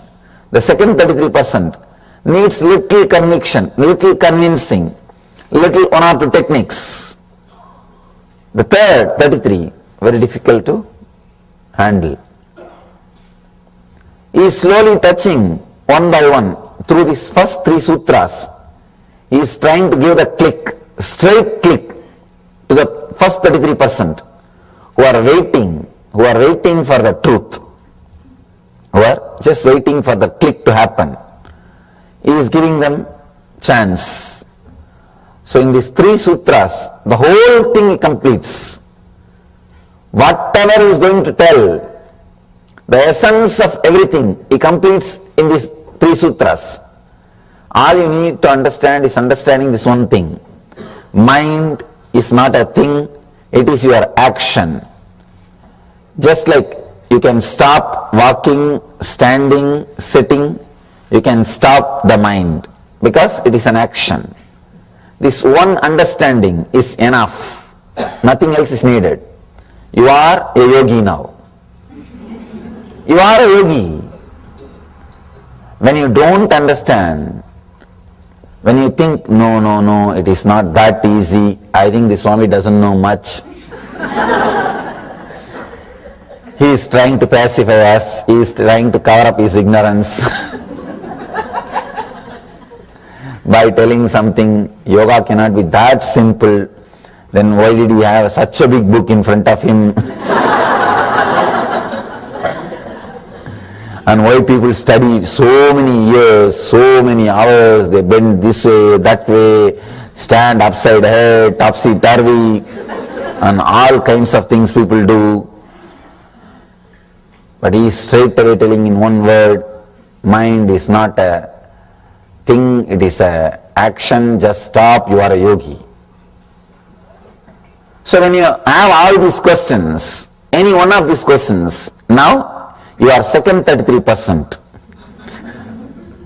You are second 33%. Now Patanjali is talking to you. The next step he is taking. He started using the words of a teacher, a lecturer. First three sutras, is like a master, straight Zen master. Now he is going to the second tone. He starts explaining one by one. This is what, this is what, this is what. He is using more word. I can say he is little compassionate. He is not ready to leave us. After some time, after this chapter, he is handling the third category. You should see the tremendous passions, amazing passions, explaining every inch. Actually, first when I read the Yoga Sutras, I thought, how can an enlightened master be so dry? Because he is not making any jokes, stories or poetry, nothing.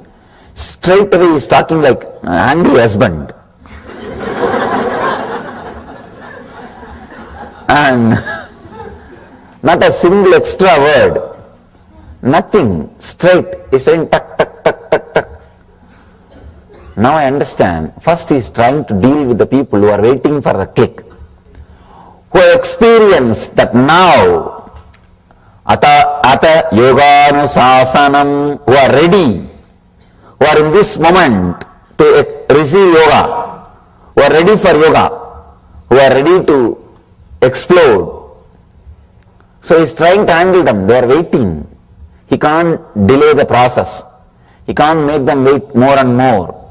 So he is straight away delivering for them. Once he is finished with them, then he goes to second 33%. There he is little more relaxed. He is using extra words. He is not poetic, but at least using extra words to convince. In the third, when he is touching the third 33%, there he is very poetic. He is very poetic, very tempting, using all the words, methods, techniques to give extraordinary powers, to give all possible bonuses.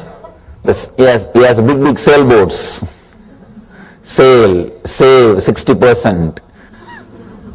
He has all kinds of boats when he works with the third 33%. Let's enter into the next level sutras. He says, when the chitta vritti nirodha, when cessation of mind happens, it results in relaxation into one's own true nature of limitlessness and total understanding.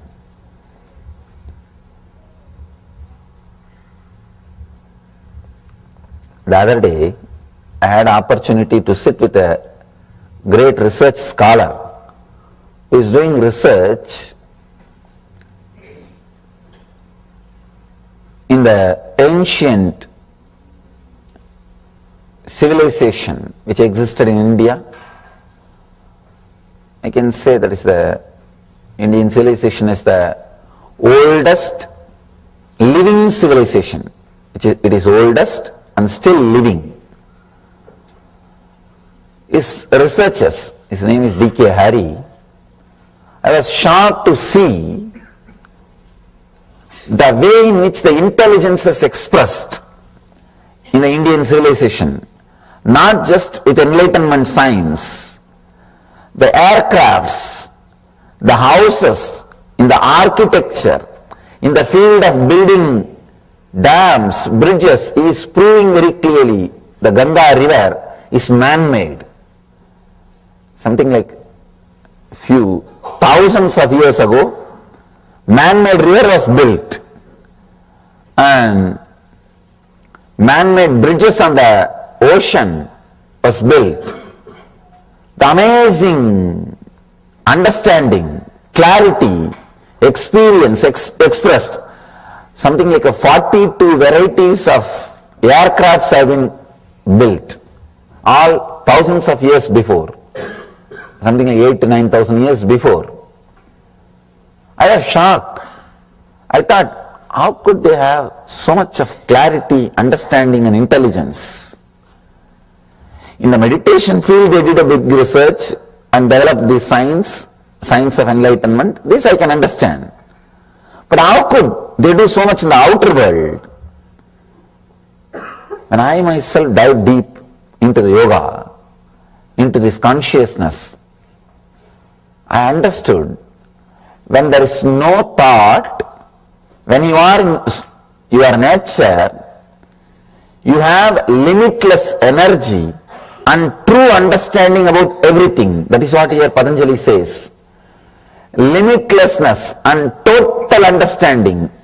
Any direction you can direct your consciousness, you will have clarity about that truth. You will have total understanding in that direction.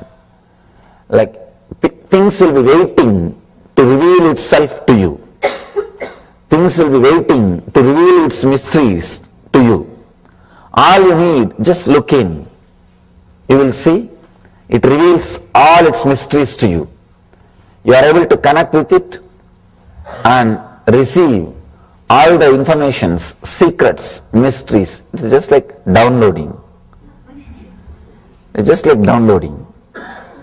If you are a yogi, if you are a thoughtless, zone, anything, just bring your awareness, that restful awareness, that is what Patanjali calls samyama. Restful awareness. If you direct your restful awareness towards the direction, you know it. I have seen Indian yogis.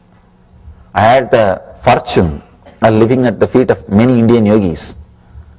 They just master anything. I have seen a yogi, one devotee brought him very complicated electronic mechanism.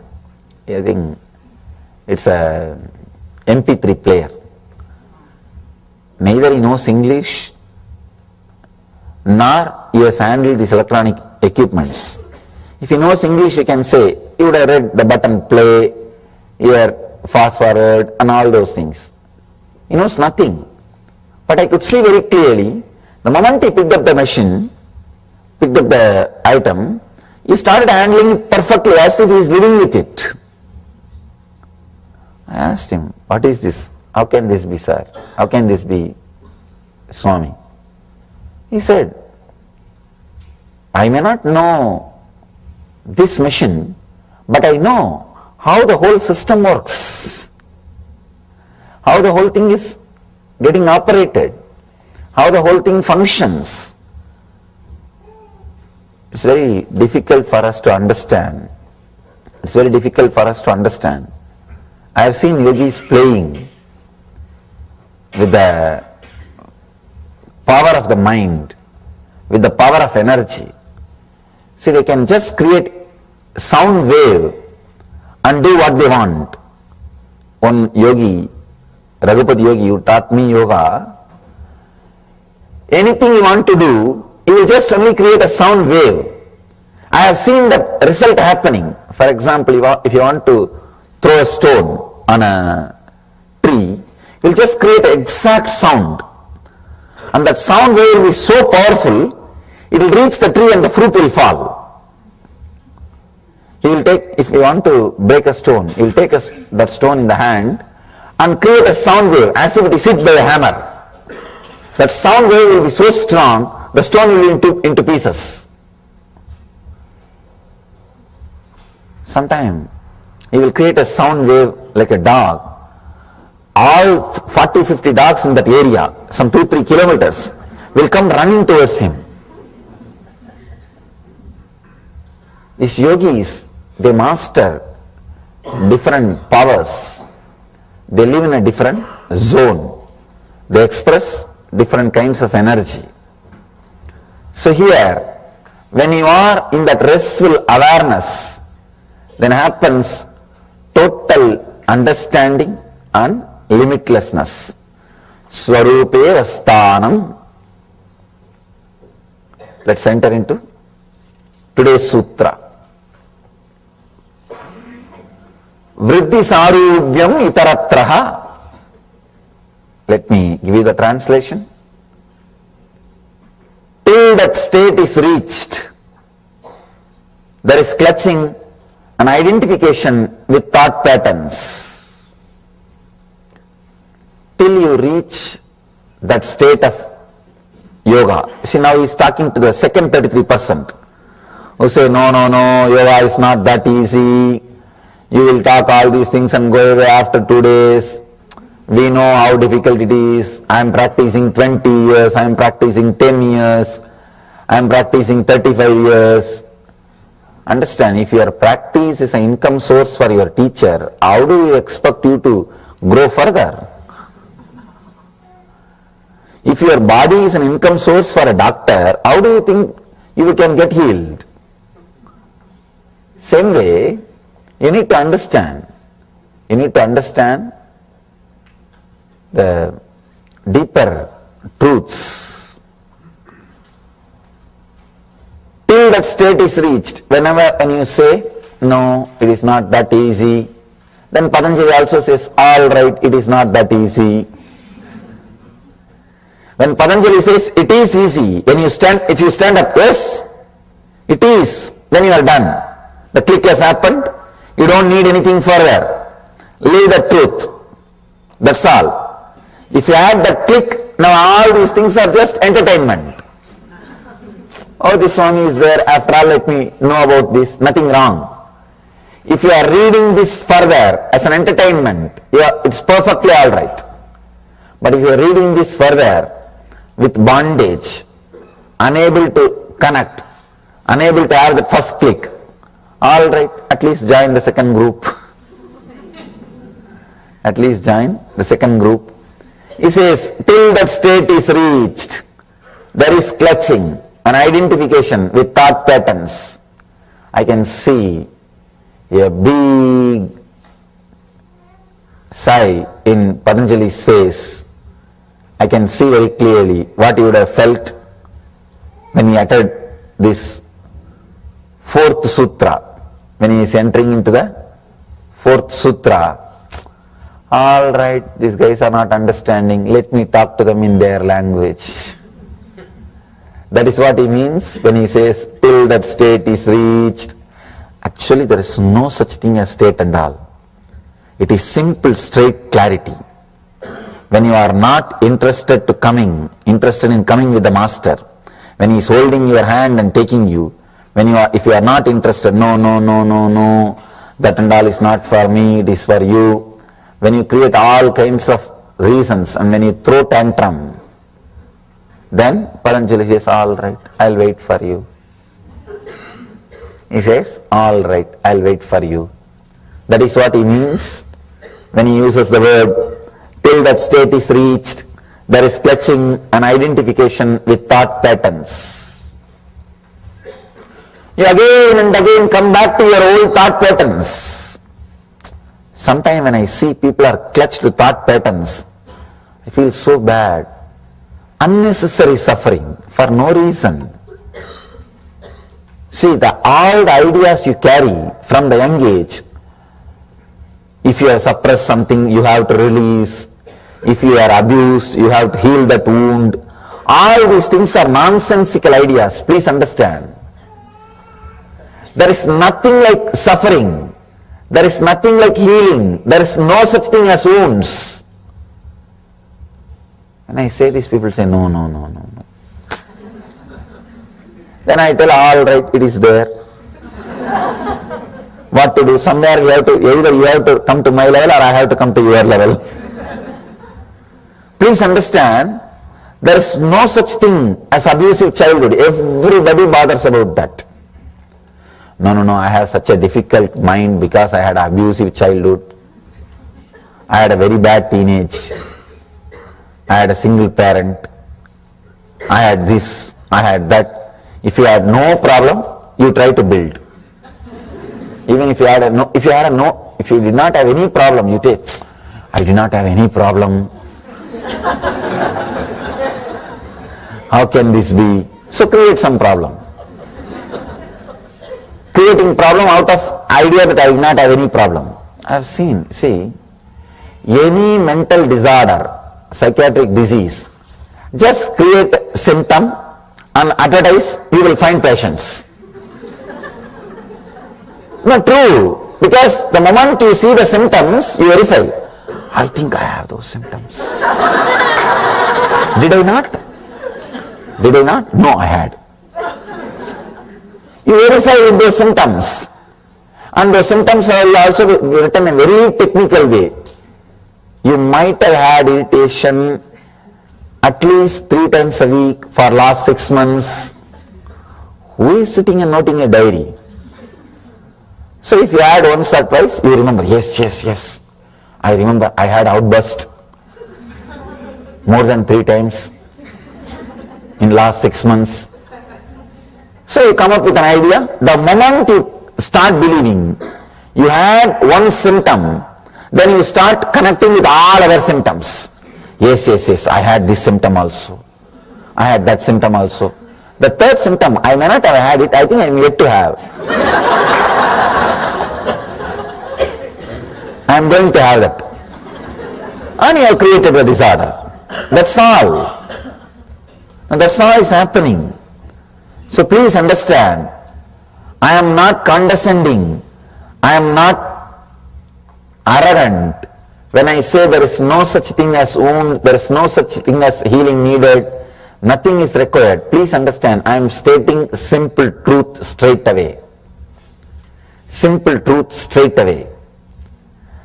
There is no such thing as you carrying some suppressed desires and you need to release them, you need to go to that past life regression, all kinds of nonsenses. Now I am seeing all possible nonsenses created out of your past. You don't understand, it doesn't have any role over your inner space. It has no say over your inner space. But we are constantly made to believe, no, it has a very strong say. It has a very strong connection with your present. You are constantly taught the idea of you have carrying unconscious, all those things, completely nonsensical ideas. In those days, priests used to exploit the civilization through guilt, saying you have done sin, you have to confess, you have to do this, you have to do that. After some time, the psychiatrists have started exploiting the society by saying you have unconscious. It is just a game. Understand, it is just a game. At least with the priests, whatever money raised, go for public charitable activities. It is pure game. There is no such thing as unconscious, all these things. When you take one wrong stand, whatever you built is wrong. Whatever you built on that is wrong. But we are very strongly made to believe the society, the politics, the education, the universities, everything is believing you have unconscious, you have subconscious, you have dash conscious. I don't know what all you have. Even you don't know, only they know what all you have. That is the worst part of the whole game. Even you don't know what all you have, only they know. Small story. In a small Indian village hospital, a doctor was diagnosing a patient and he says, this guy is dead. And the patient wakes up and says, no, I'm not dead, I'm alive. Doctor says, shh. I have studied, spending lakhs of rupee and did MBBS and became a doctor. Do I know or you know? Same way, they have studied, spending so much money. So they naturally claim, do I know about your mind or do you know about your mind? They might have studied, spending millions of dollars, but that does not mean they will know what you carry. They may know what they carry, or they might have read about many theories, assumptions. Please understand this one truth. Mind is not a thing, it is an action. You can stop the moment you want. Over. Anything else taught to you is a lie.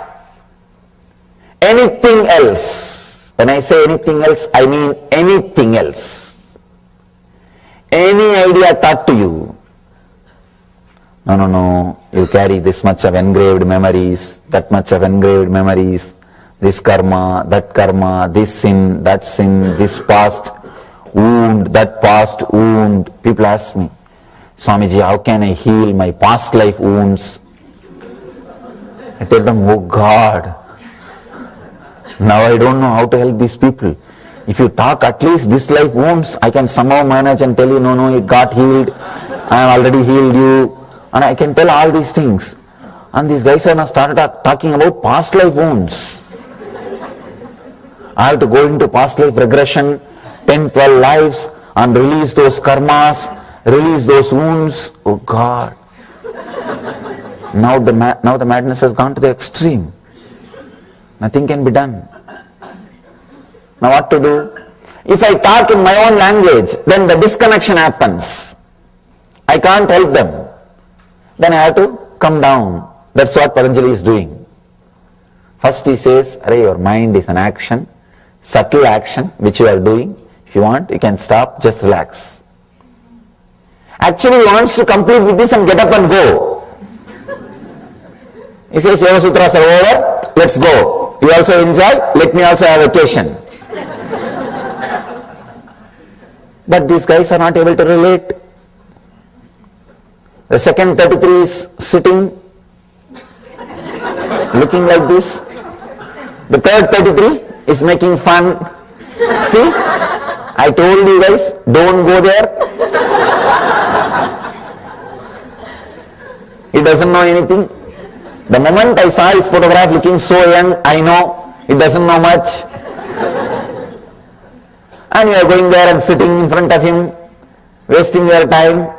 The third 33 is making fun. Second 33 is not making fun, but unable to connect. Sitting. Now Patanjali comes down and says, all right.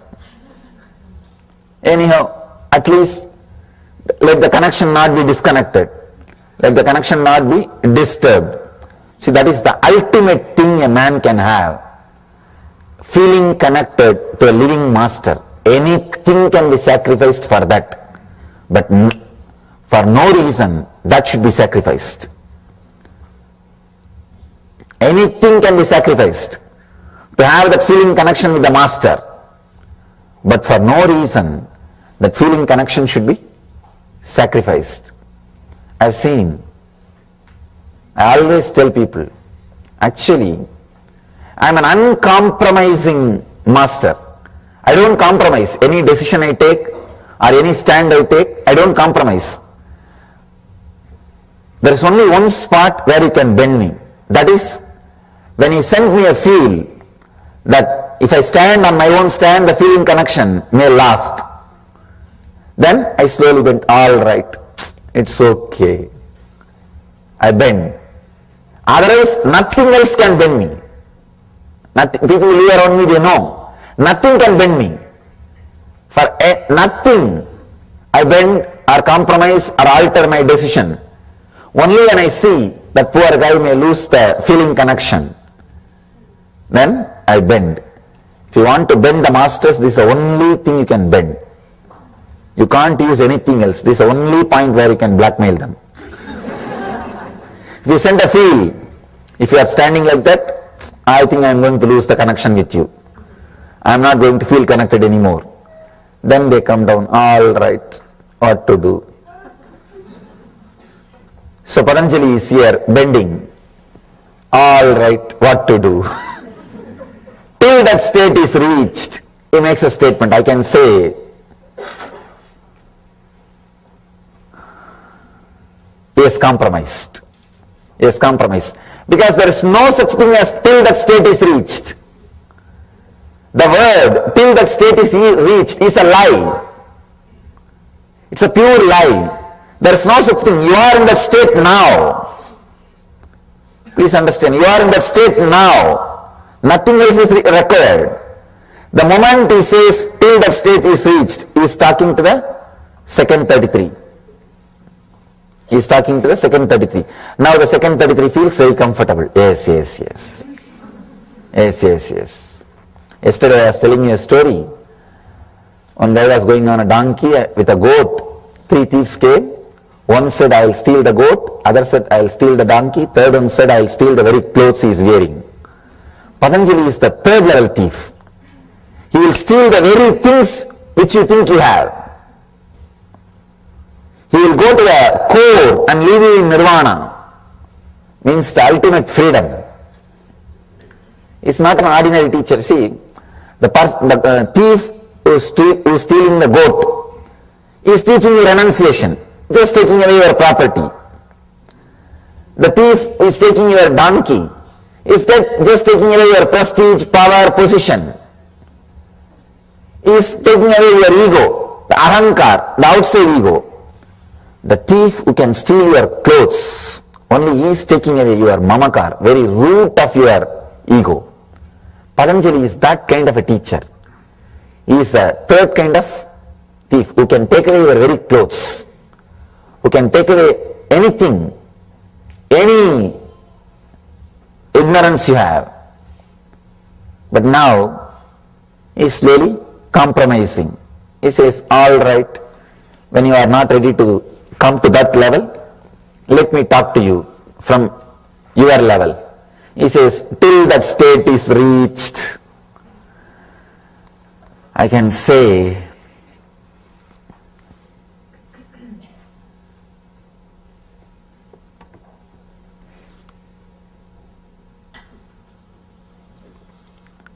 I'm just seeing the word, itaratra, till that state is reached.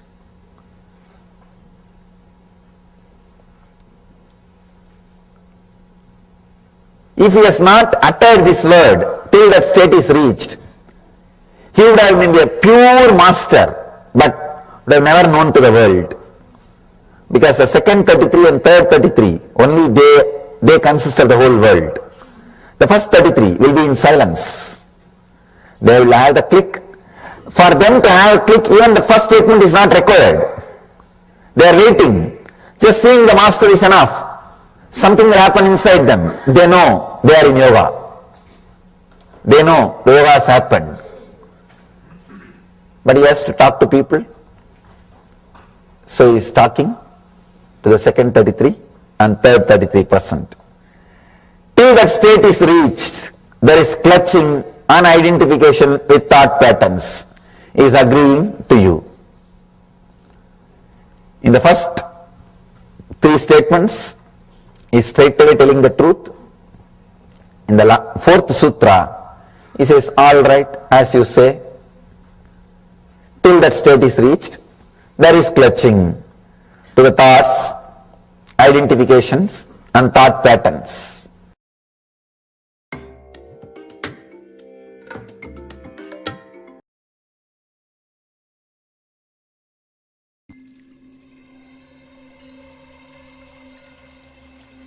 I welcome you all with my love and respect.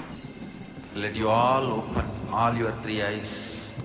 Om Nithyananda Paramashivoham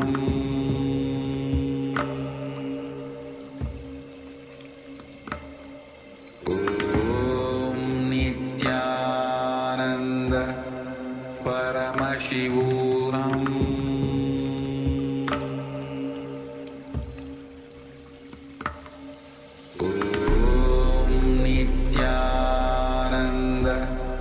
Paramashivoham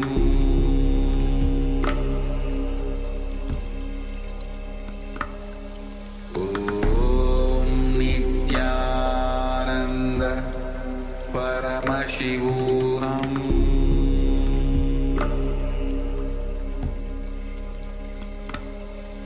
Om Nithyananda Paramashivoham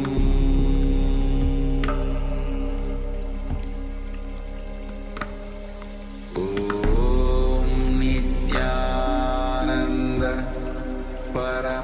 Paramashivoham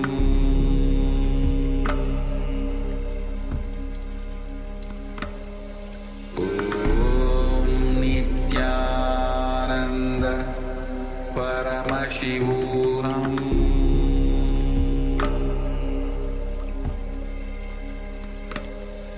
Om Nithyananda Paramashivoham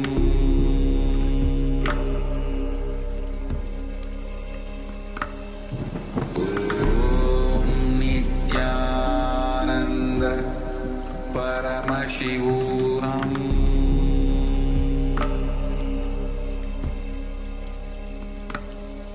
Om Nithyananda Param. I bless you all. Let you all open all your three eyes and manifest the powers of Mahasudashiva. Om Nithyananda Paramashivoham Om Nithyananda Paramashivoham Om Nithyananda Paramashivoham Om Nithyananda Paramashivoham Om Nithyananda Paramashivoham Om Nithyananda Paramashivoham Om Nithyananda. Yes. So Swamiji says very beautifully, there is no such thing as wound, there is no such thing as healing, there is no such thing as suffering. All things, then Swami says, and there is no such thing as past life healing, past life regression, because these doesn't exist in your inner space. But when somebody approaches Swamiji saying that I have these things, Swami says, all right, let us heal. So this whole thing starts to be, even the Patanjali Sutras starts from the space when somebody feels that they have suffering, when they are they are not established in their true nature. So now let's enter into the internalization exercise. So powerful cognition, just like water is your action.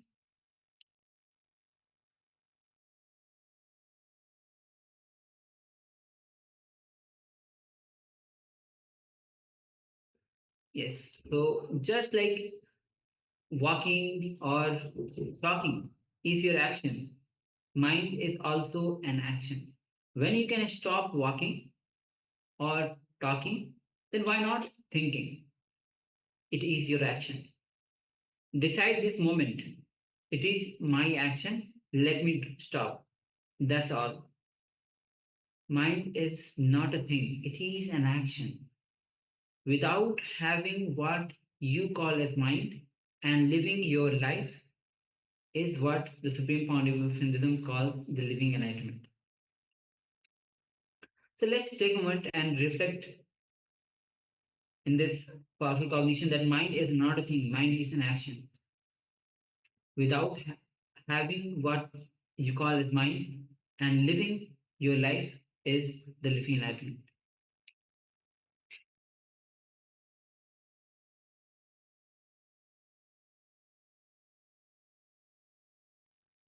So with this powerful cognition, decide this moment that it's my action. Let me stop it. That's all. So let's take a moment and just decide.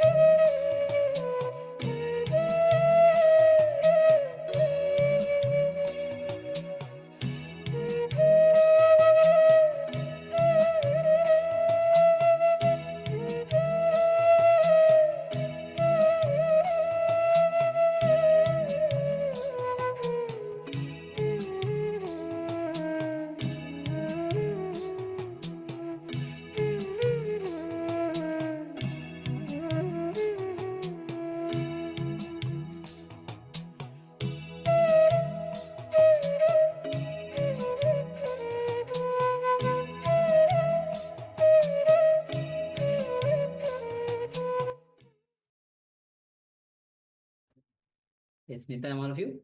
Now you can relax and understand that how to be established in your own nature. Swami says again and again how when he reveals about the Patanjali Yoga Sutras. Mind is an action. Just stop it.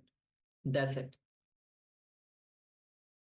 So with this will be, see, when you internalize, as Swamiji has told again and again in this revelation, that the moment we start walking, we know it's our action. We can stop walking. Moment we move our hand, we can stop moving our hand because it's an action. In the similar way, mind is an action. Just stop it. So understand that it is about taking responsibility for yourself, for your actions, for everything that you do. Doing everything with awareness. The moment you bring awareness, the moment you bring responsibility, you are in full control of your life. All right. So with this, let's move on to the next session, and that is going to be on a Kriya. Actually, this is a Kriya. Kriya to recover. Kriya for rapid recovery from illness care. So of course it's a Kriya. So make sure that you are having a space for yourself to perform this Kriya, because this is a combination of asanas, postures, bandhas, kumbhakas. So please come to space of listening and let's enter into this Kriya.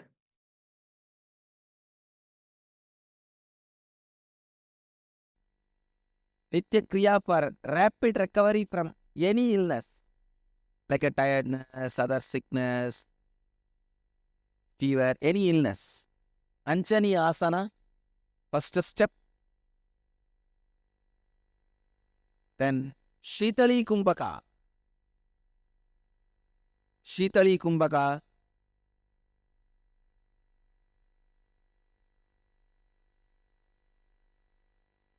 Stretch your tongue.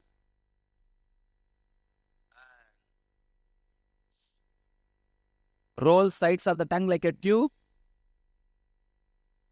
Inhale through the tongue and hold as long as you can. And exhale slowly. Do this 10 times. Not 21, 10 times.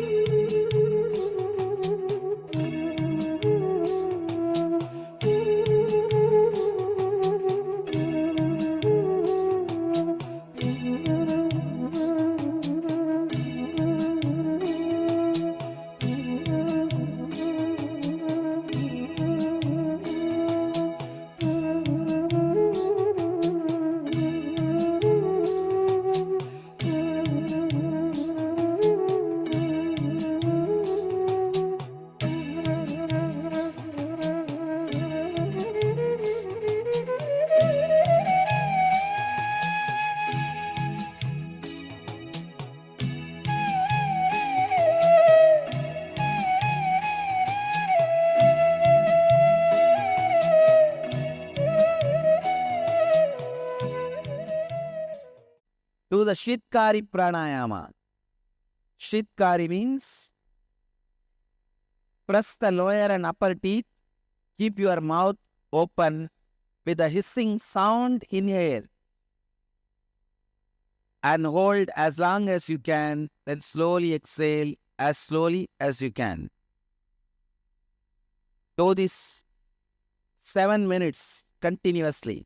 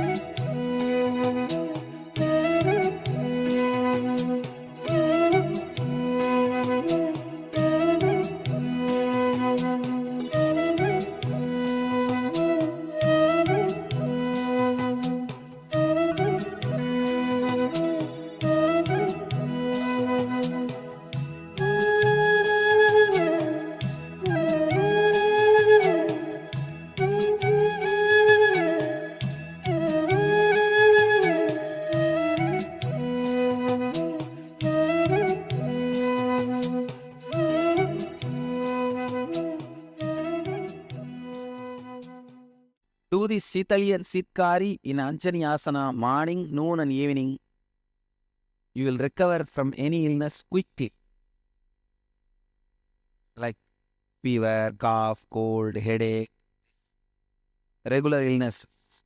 You will recover from it, body pain, from all that very quickly. Let you all achieve, experience, express, radiate and share the eternal bliss. Nithyananda. Thank you.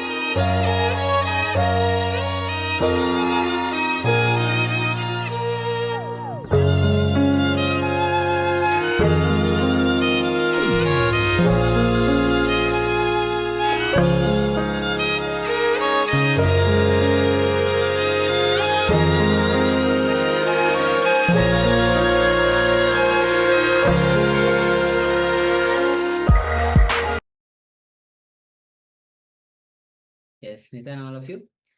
So after this beautiful Kriya, the intense Kriya, now we'll be entering into the power manifestation round. And power manifestation is always the exciting session where all of you get the glimpse of that Paramashivatva in you, where you manifest. When you allow the Paramashiva to manifest through you, you know, yes, I have that potential to let yourself manifest those powers. You know that Paramashiva exists. So with this, we'll be moving on to the power manifestation. And today we are doing the power of a remote vision.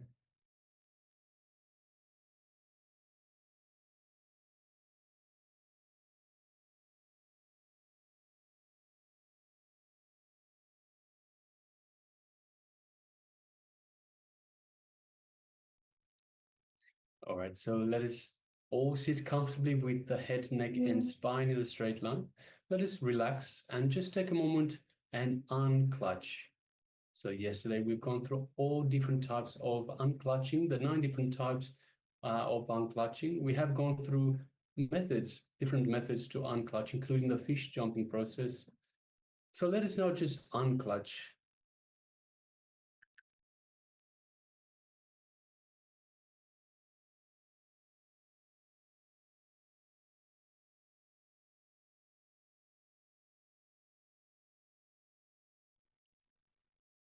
So let's just sit and continuously unclutch, unclutch, unclutch from everything external, everything internal.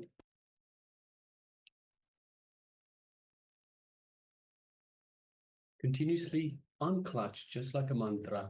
Unclutch, unclutch. Come back to the perpetual unclutching, the space of Nirvikalpa Samadhi. Restful awareness, the gap in between the thoughts. This is where we find the real self, our connection to the divine. And this is how we manifest these powers of Paramashiva.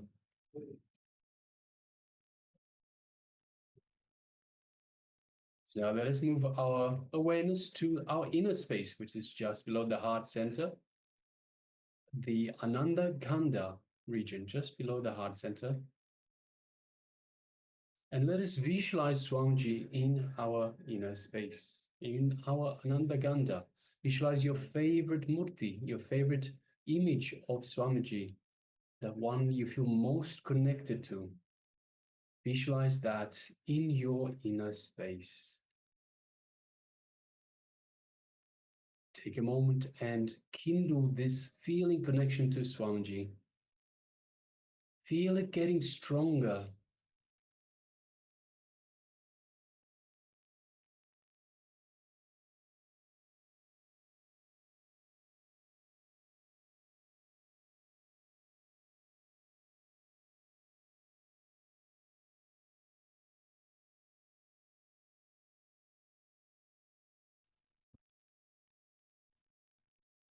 Feel the love, the compassion, feel the infinite grace that Swamiji is radiating from your inner space.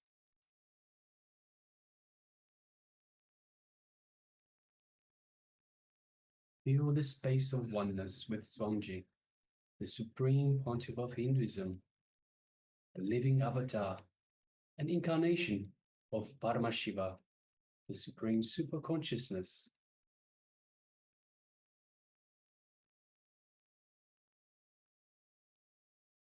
Now let us move our awareness to the third eye, which is the Anya chakra, just between the eyebrows. And through the third eye, let us look into Swamiji's third eye. So just visualize Swamiji in front of you, and through your third eye, connect to Swamiji's third eye. As you do so, you feel this energetic connection. You feel the energy in your third eye.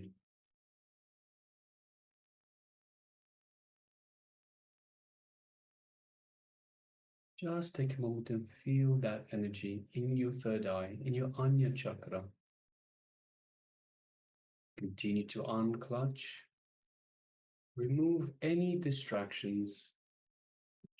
Remove anything the mind is throwing at you. Any thoughts, any worries, any distractions, just unclutch.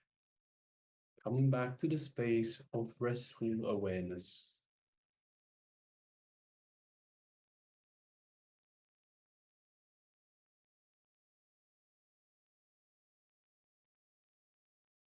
Now let us start chanting the Mahavakya, which is the cosmic code word that Swamiji has given us to strengthen this connection to him.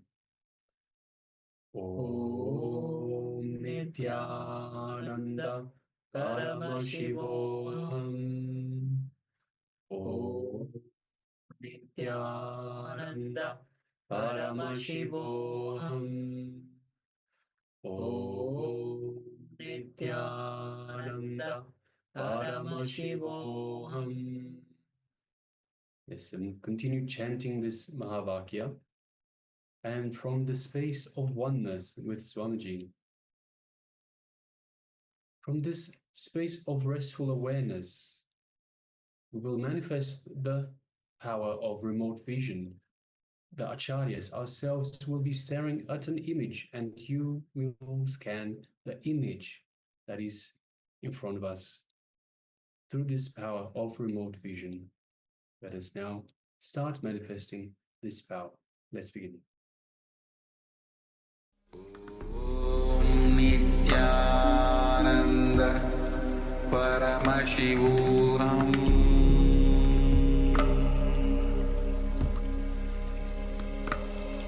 Om Nithyananda Paramashivoham.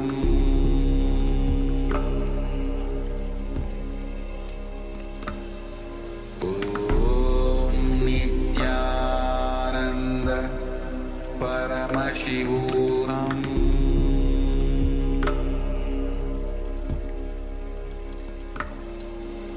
Om Nithyananda Paramashivoham.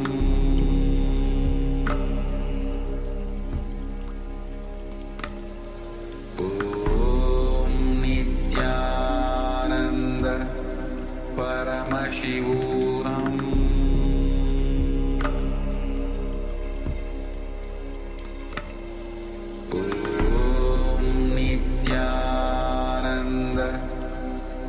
Paramashivoham.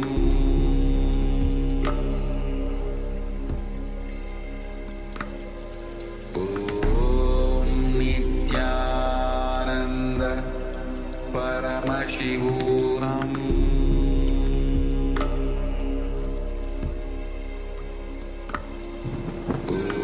Om Nithyananda Paramashivoham.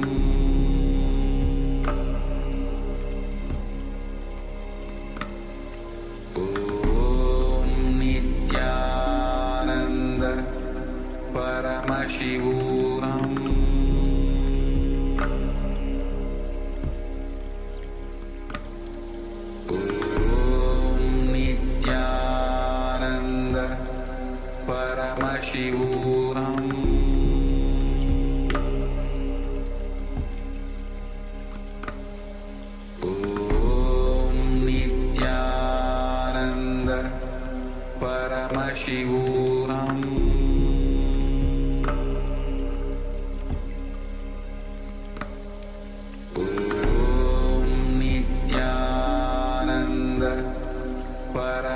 Paramashivoham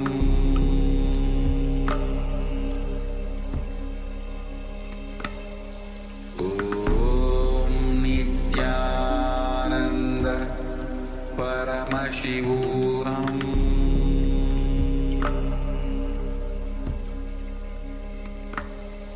Om Nithyananda Paramashivoham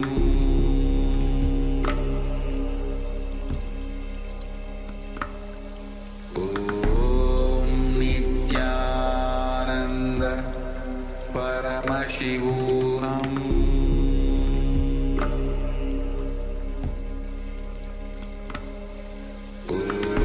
Om Nithyananda Paramashivoham Om Nithyananda Paramashivoham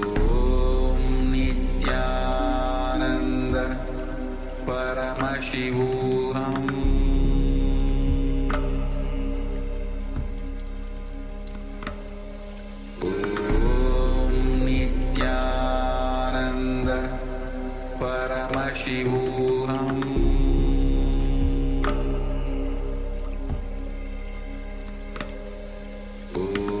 Om Nithyananda Paramashivoham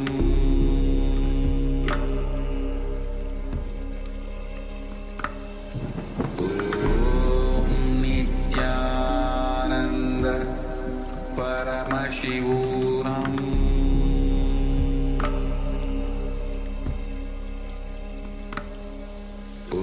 Om Nithyananda Paramashivoham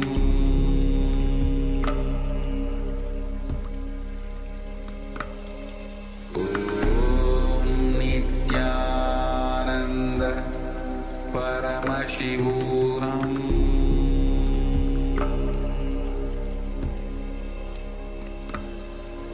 Om Nithyananda Paramashivoham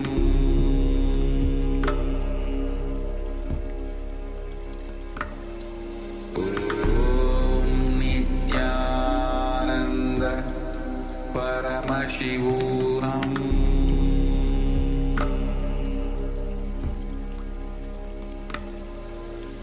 Om Nithyananda Paramashivoham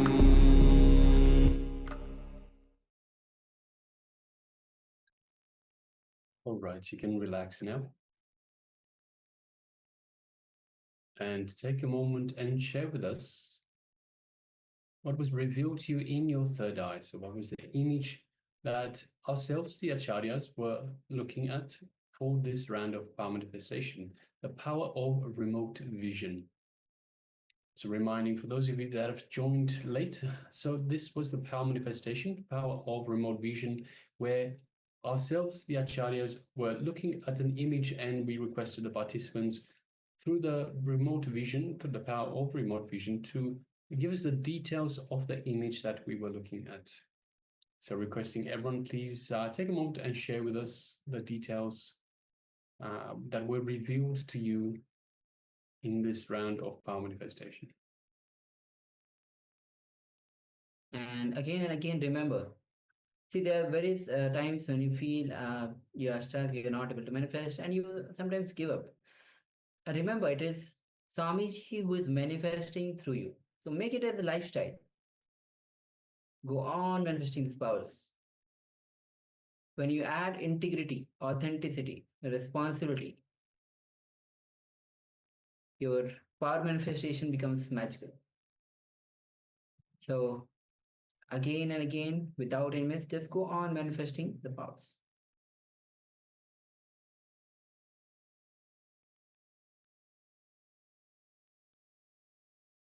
Also requesting all participants on the Zoom room that have their camera switched off, please switch on your cameras and be available in the camera frame itself.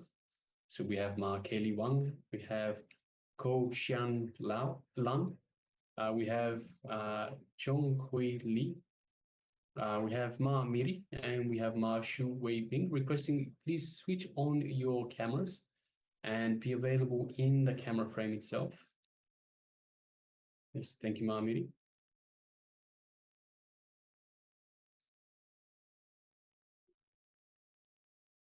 All right. So please take a moment and share. As you were scanning the acharyas, and acharyas were actually looking at the image. So through the power of remote scanning, let's share what was revealed to you through your third eye as you manifested this power of remote scanning, remote vision. See, in the history, there are multiple times where the power of remote vision has been popular in various incidences. The famous example is Sanjaya, the having the power of remote vision and scanning, saying, revealing every single detail of what is going on in the Kurukshetra war, Mahabharat war, including the emotions, what other person is thinking, all kinds of weapons that he has, every single detail through the power of remote scanning. All right, so if you're still sharing, please continue to do so. Shortly, we will be revealing the image that ourselves, the Acharyas, were looking at for this round of power manifestation.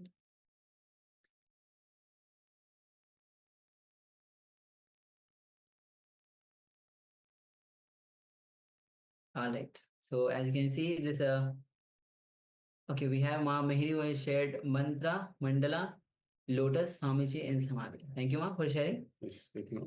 And we already have projected the image that we were, the acharyas were looking at. As you can see, it's an interior of a house somewhere in the kind of a nature. Yes, as you can see through the right side of the window, glass window, you can see there's a plants. You can see there's a balcony outside, and the whole house itself is made of woods. You can see sofa, mats on the ground. You can see fireworks. You can see chair, notebooks, and various kinds of other details. You can see lights. I saw big table, Mahamiri. Yes, we definitely have a table. We definitely have tables. Yeah, just in front of the sofa, and something spinning. Okay, so we definitely have the wheel. Wheel is meant for spinning, though even though it's not spinning in the the house itself, but it's kept like that. Yes, Ma. So we can see there are, in terms of spinning, there is the cart wheel on the right hand side next to the stairs, and also something resembling a wheel above the door itself.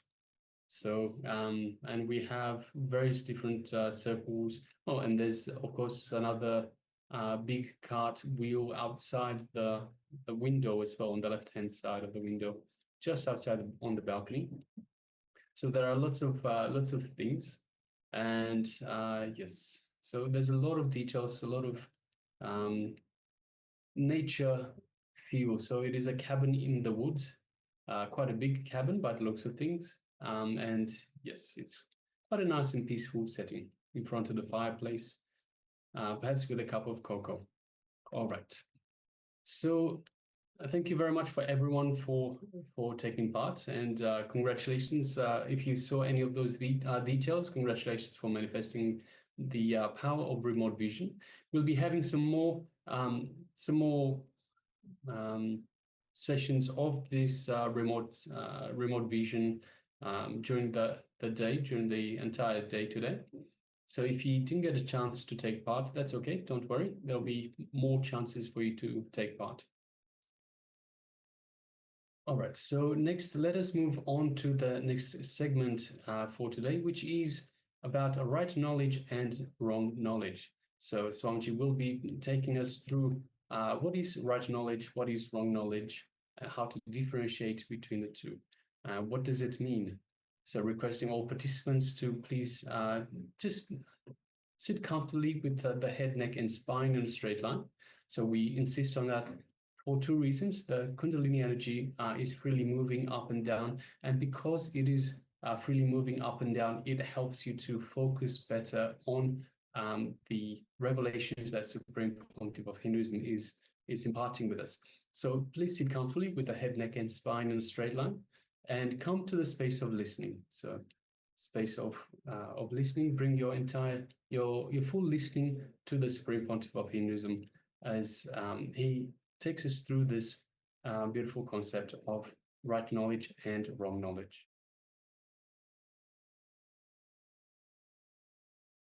Now, let us start how to clean that state. How to remove the clutching with your thought patterns. How to remove the identification with your thought patterns. He is talking in the second 33, in the next language. Now starts all the theories, philosophies, are different ideas. The Sutra 5,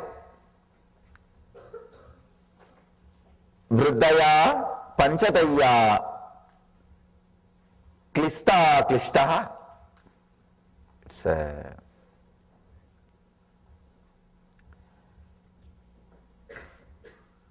wonderful sutra. Vriddaya Panchataya Taya Klishtaha. Let me translate.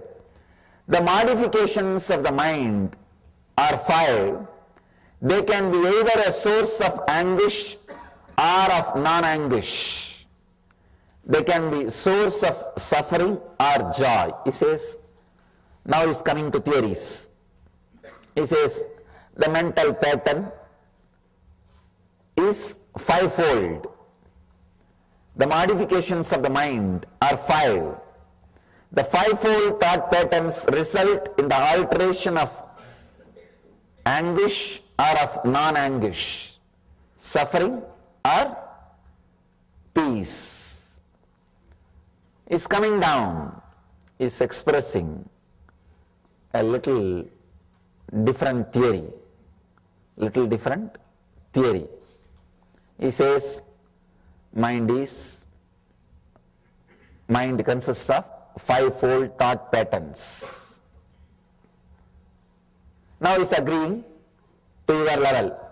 But when you say, no, this is there, that is there, clean it. Many times people come to me and say, Swamiji, I have all these problems, which meditation I should practice? I tell them, you yourself are diagnosed or you want me to diagnose you? Very rarely people surrendering. No, Swamiji, you diagnose and tell me what should I do. Then I tell them, you are on the right track. If you yourself are diagnosed, then nothing can be done. Even if I say this problem doesn't exist, please just come out. The simple technique is enough. You say, no, you don't know, only I know. Only I know. Big problem. And they have a set of ideas. They say, no, I have this problem, I have that problem, I have that problem, I have that problem. You don't know. A few years ago, I used to have outbursts. Now it is not there regularly, but once in a while I get how they develop theories. And very difficult. The most difficult thing in the path of enlightenment is making the person trust that he is qualified for enlightenment. Nothing else is so difficult. Making him renounce the wealth, renounce the name and fame, renounce the power, prestige, all these things are not big job at all, because that gives so much of torture. Naturally people renounce. Naturally people throw that. That is not a big problem at all. All you need is making them understand. They renounce, they throw it away. Anything is very easy. The very difficult thing is making them understand they are qualified for experience. They are qualified for truth. That is the worst thing. Somehow, you get into the mood, no way, at least not in this life. At least not in this life. We have an idea of weird ideas about sin, karma, wounds, engrams, very weird ideas, very primitive ideas about all these things. So with all that ideas, we continue to suffer. We create constant struggle. We create constant struggle. Now, Patanjali says, all right, at least let me try to balance. Let me take care that feeling connection doesn't get disturbed, dropped. So if the feeling connection is there, at least I can lift that guy tomorrow. At least tomorrow, day after tomorrow, he can be lifted. If the feeling connection is also missing, he can never be lifted. It's like throw a rope. If you don't come up, at least I come down, holding on, waiting the rope, holding the rope, waiting for you. So Patanjali is doing that job. He agrees, yes, the fivefold thought patterns result in the alteration of suffering or joy. Please understand, just because he is uttering these words, don't think it is truth. He is just compromising. He is compromising. Even now, if I am given a choice, if I am allowed to say, I'll say he is compromising. He is just telling you, okay, what can be done? At least listen to this. At least listen to this. I can say, the second level teaching. The second level teaching, see, the mass is always mediocre. They can't straight away catch the truth. They need more words, beating around the bush. Then they think, oh, yes. People I have seen always, if the book is too big, they think this is very valuable. It's very valuable. Even in our own gallery I have seen, the big book sells. The small books, straight away I give you simple truths. People, no. This book, yes, looks like message of Swamiji. I can reread forever.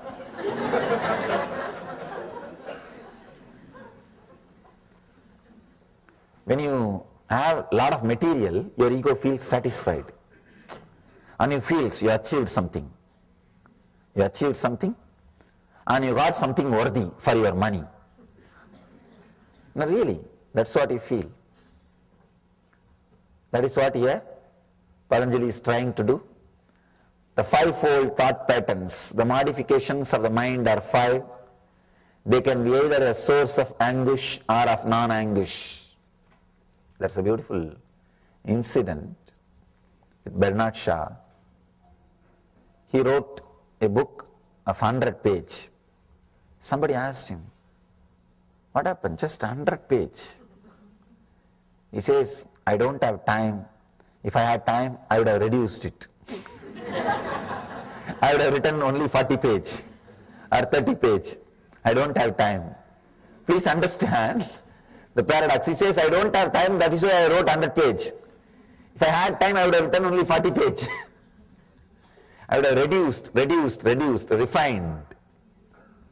Only when you don't have that much of patience, time or energy, you go on elaborating. Go on elaborating. I know Patanjali had intelligence, no doubt. But the disciples did not have intelligence. The disciples, I know what would have been the scene when Patanjali says, mind is not a thing, it is an action, just stop it. You would have been about to get up. And disciples said, no, that is not the thing. I have tried many years. I have been with some other gurus, some other teachers, some other masters. I have been to this class, this, that. Then Patanjali says, all right, you would have sat back, started the next session. The fivefold thought patterns result in the alteration of suffering or joy. Then people, yes, now He talks. See? Now we are able to connect. 5 different fold, 5 different things happening inside, the result in the alteration of, which results in the alteration of suffering or joy. He's trying to give you more words. Let me tell you an honest truth. All the answers are only diverting you from the question, never attending the question, including the answers I give. It's only diverting you from the question, because no question can be answered. There's no question which can be answered. For example, you ask, what is worry? I say, the continuous thoughts which goes on inside you, the inner chatter is worry. What have you understood? At least I have not understood. When you have more words, now you are tired to think further. You act, yes, I understood. Relax. Let's go to the next subject. Otherwise, what do you know about that continuous thoughts or inner chattering which is disturbing? All these are different words. When familiar words are uttered, to explain unfamiliar words, you understand that as an answer. That's all. When I utter some familiar words, which you think you know already, as a response to the question of the unfamiliar words, which you think you don't know, you think I answered your question. That's all. Otherwise, there is no question which can be answered. There is no question, no answer. Both are game. You act as if you are asking. I am acting as if I am answering. Just both of us are enjoying our company. That's all, each other's company. Nothing else. Then directly we can enjoy. Why this game? That is the truth. That is a real truth. Without knowing this truth, we are continuously playing the game. We are going on playing. When you know this game, you realize we don't need this game and start sitting in silence, just in the presence. Till then, the game has to happen continuously. It has to go on and on and on. Asking questions, answers, and different questions. Actually, any answer will create further 10 questions. Answering is a technique of creating a continuous job. See, understand, whenever I answer questions, I am creating continuous questions so that I will have job security. That's what is happening. Any answer will create more questions in you. Nothing can be done. Nothing can be done. That is the nature of words. Whenever words are used, this is the way it will happen. It will be happening. So, Patanjali starts the next level teaching. The 5-fold thought patterns result in the alteration of suffering and joy. Then immediately you accept, yes, see, I have suffering and joy. He also agrees. I think I can listen to him. He's an intelligent guy. Now a bridge is created, a kind of bridge.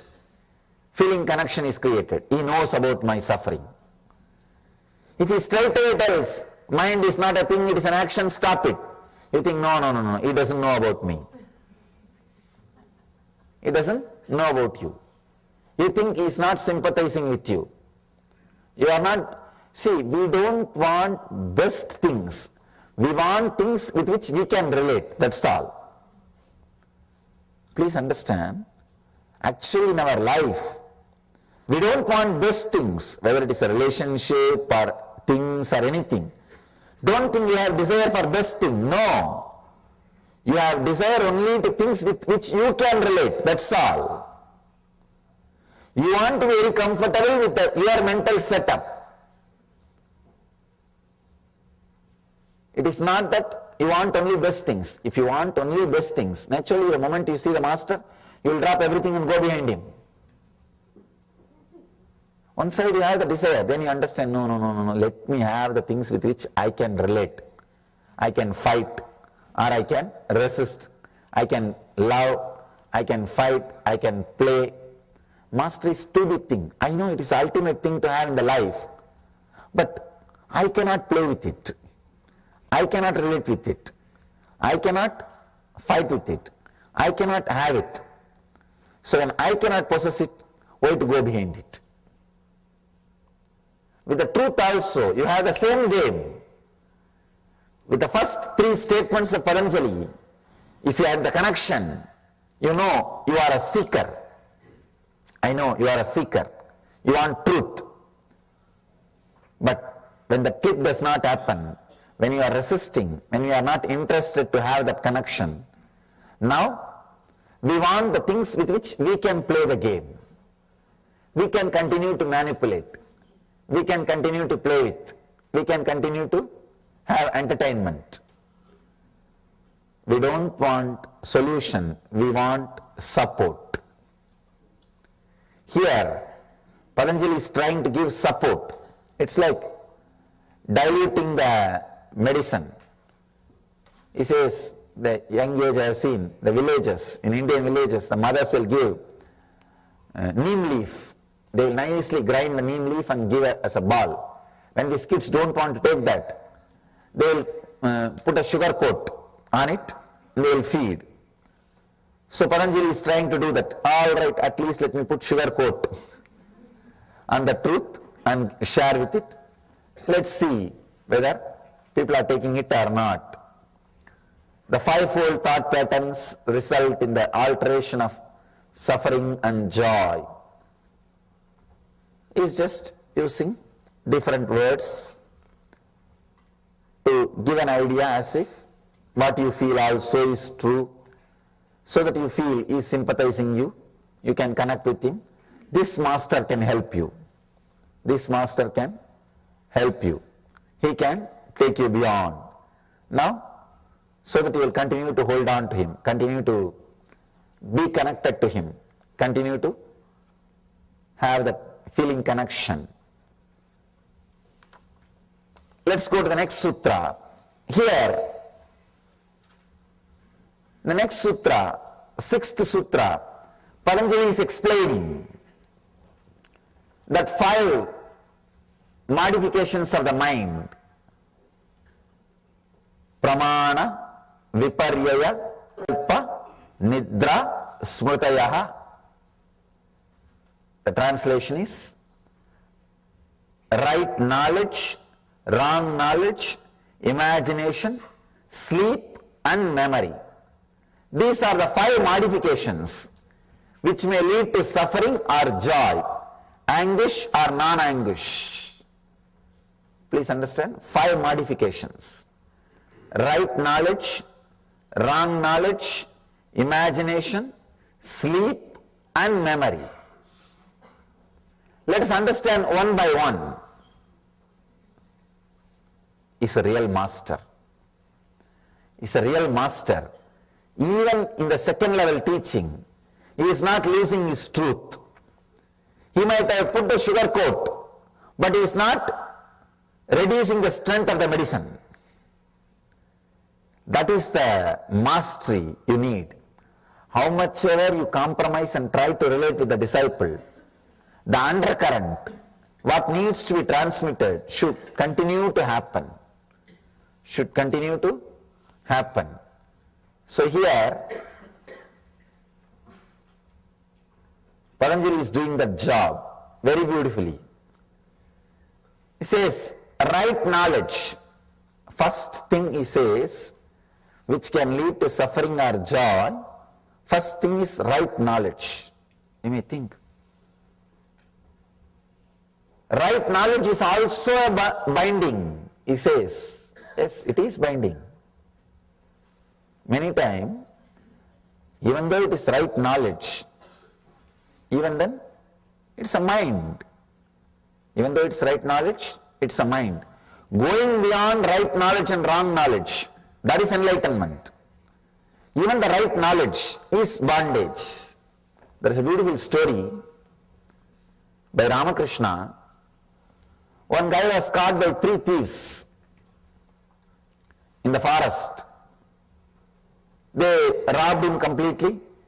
One thief said, "Let us kill him. Why to leave him?"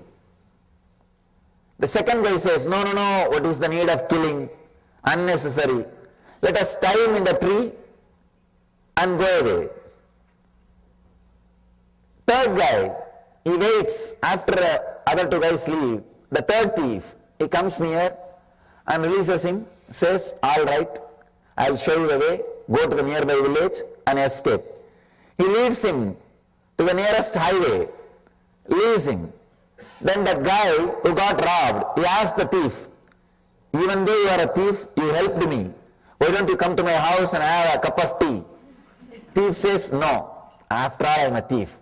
I can only help you this much. You go on your own. Now I will go on my path." So these 3 thieves are the 3 characters. The first thief who said, "Let us kill him," that is the tamas, inertia energy, the depression energy. The second thief who told, "No, we don't have to kill, let us tie him," that is the restlessness, rajas energy, restlessness, rajoguna. And the third thief who freed him and took him to the nearest highway is sattva, means intelligence, right knowledge. Even though right knowledge liberates you, he is a thief. It is a thief. That is why Patanjali puts even right knowledge as a modification of your mind. He says these 5 modifications can lead to suffering or joy. Even if it leads to joy, it is not enlightenment. Please understand. He says only it can lead to suffering or joy. It cannot lead you to enlightenment. It can lead you to only suffering or joy. One thing with the right knowledge, one good thing with the right knowledge is, it's like it can liberate you. It can take you to a space, you can be free once for all. Like the third thief. It takes you and shows you the way, leaves you in the nearby highway. It says, "I cannot come further, I am going on my way. You please go on your own way." He can do that much.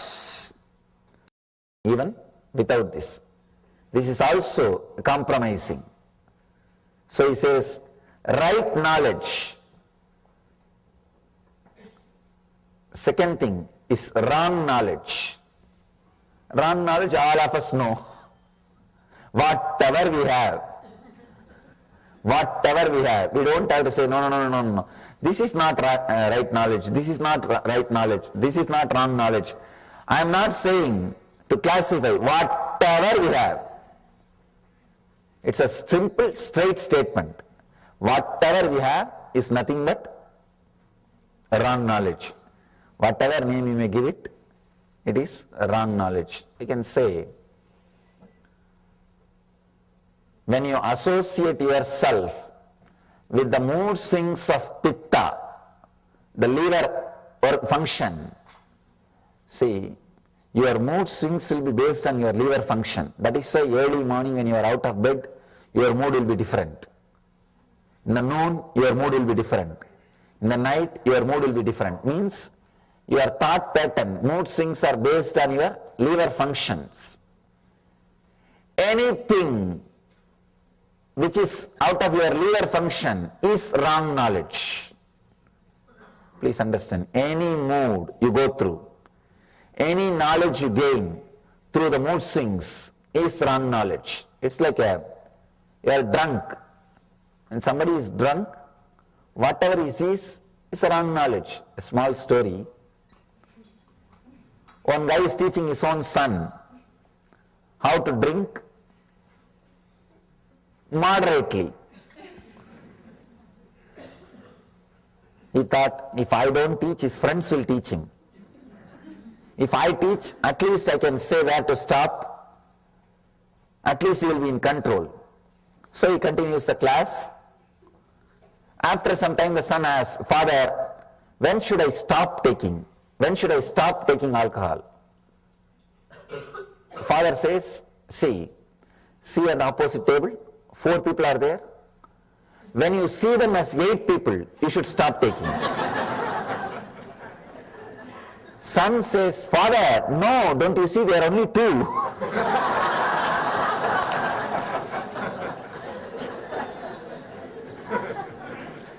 So anything based on your pitta, means liver function, is wrong knowledge. See, that is why when you want the food, your feeling idea about food is different. After you finished eating, suddenly your mood, your idea about food is different. Same way with the lust. When you want the experience, your idea about the other person, your idea about the beauty, your idea about lust, everything is different. When you are finished, suddenly the idea about the other person, idea about the lust, idea about the act, everything is different. So knowledge based on your body hormones, same way taste, food or physical touch or anything, before having, your idea is different. After having, idea is different. It just changes. So anything based on the hormone, the pitta, is wrong knowledge. It is wrong knowledge. But people enjoy wrong knowledge. Please understand, really. They enjoy wrong knowledge. They don't want to be in the right knowledge, because the right knowledge sometimes hurts you. Really. It constantly reminding you to get enlightened. It's like a constant nagging. Get enlightened, get enlightened, get enlightened. You just want to switch it off. That is why so much of alcohol, understand, so much of alcohol in the humanity, well, you know, right knowledge awakens spiritual seeking in you, which is very costly. Your whole life will be different. You have to enter into a new zone, new space, which is risky. You may not know about that new zone. So you want to be in your old cozy field. You say, no, forget about it. This house is enough, this wife is enough, this car is enough, this office is enough, let me run. You are afraid to enter into that zone of seeking, because seeking is such, it will just take away your whole life. It is internal tsunami. It just changes you. Nothing else is required. You are new. You are washed. You are fresh. Whatever needs to be taken away from you, leaves you. Only whatever needs to be left is left. It's a very powerful internal tsunami. When you are afraid of that, the right knowledge means reality always leads you to seeking. In the world, there are only 2 categories. One, seekers. Another one, people who are addicted. That's all. You can't be between. Either you have to be a seeker or you have to be addicted. Because you have to escape from the right knowledge. You have to put that off. You have to switch it off. You have to divert yourself. You can't be constantly in the right knowledge. Because right knowledge constantly asks you to seek further, seek further, seek further. It doesn't let you rest. It doesn't say, no, you can lie down, I will come tomorrow. No. It's like credit card company. Constantly calling you. Constantly calling you. So seeking does not let you rest. That is why all over the world, why do you think all over the world in all cultures, alcohol is like a habit? Alcohol is next to food, consumed next to food, because man wants to be in wrong knowledge. He wants to be in delusion. He wants to be deluded. He wants to be in imagination. He doesn't want right knowledge. He doesn't want to be in reality. How many laws? Almost all countries have laws about the alcohol. But no country is able to stop. No country is able to stop. All countries, all cultures, all civilizations, all of them tried to ban alcohol. At least few times they have tried. But the moment they ban through the law, more alcohol is consumed. It becomes a big problem. It becomes a big headache for the government, police, law enforcement departments. Then nothing can be done. They open it.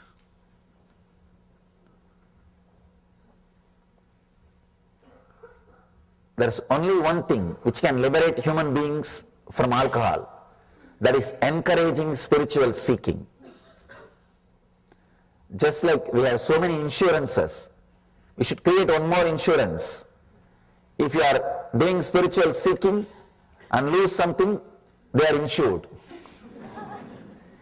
If a civilization can ensure spiritual seeking, if civilization can give you assurance, be a spiritual seeker, you will not lose anything. Our civilization, society setup is created in that way. In India they tried. In India they tried, and the experiment was really successful. The experiment was really successful. If you are a seeker, you will never lose anything in that society. Anything in that society. In my case, I lived cream of my life is youth. Between 17 to 25, I neither studied nor worked for the society. If I was in any other country, I would have been put in the homeless asylum, homeless shelter, or mad people asylum. They would have put me in all psychotherapy, psychiatry, psychopathy, all kinds of pathies and therapies and deprogramming programs. They would have put all possible medicines and doses on me. But the great civilization, the great society did not do that to me. When I was on my own, when I started seeking, it had sympathy, it had passions, it had compassion. Apart from that, it gave me food, shelter, clothes, everything with respect.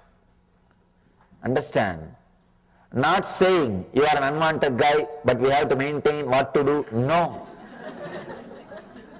Not with that feeling. How the homeless people are served. The developed countries, how the homeless people are treated. We will give you food, you are unwanted guy, what to do? We will give you what you need. At least don't become a criminal. We will give you what you need. Just keep quiet. Not with that unwanted feeling. No. With encouraging. Please do it. You are right. You are right. Anywhere, if I am given food without they touching my feet, I am not supposed to accept. And that is the way I lived. Understand?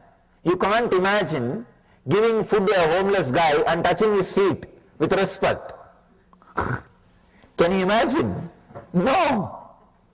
You can't imagine.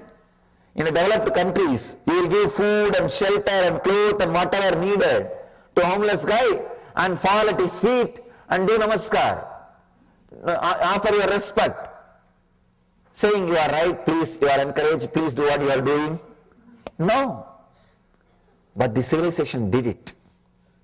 The society did it. When I go around all over the world, I understand. I am surprised. The civilization was built for enlightenment.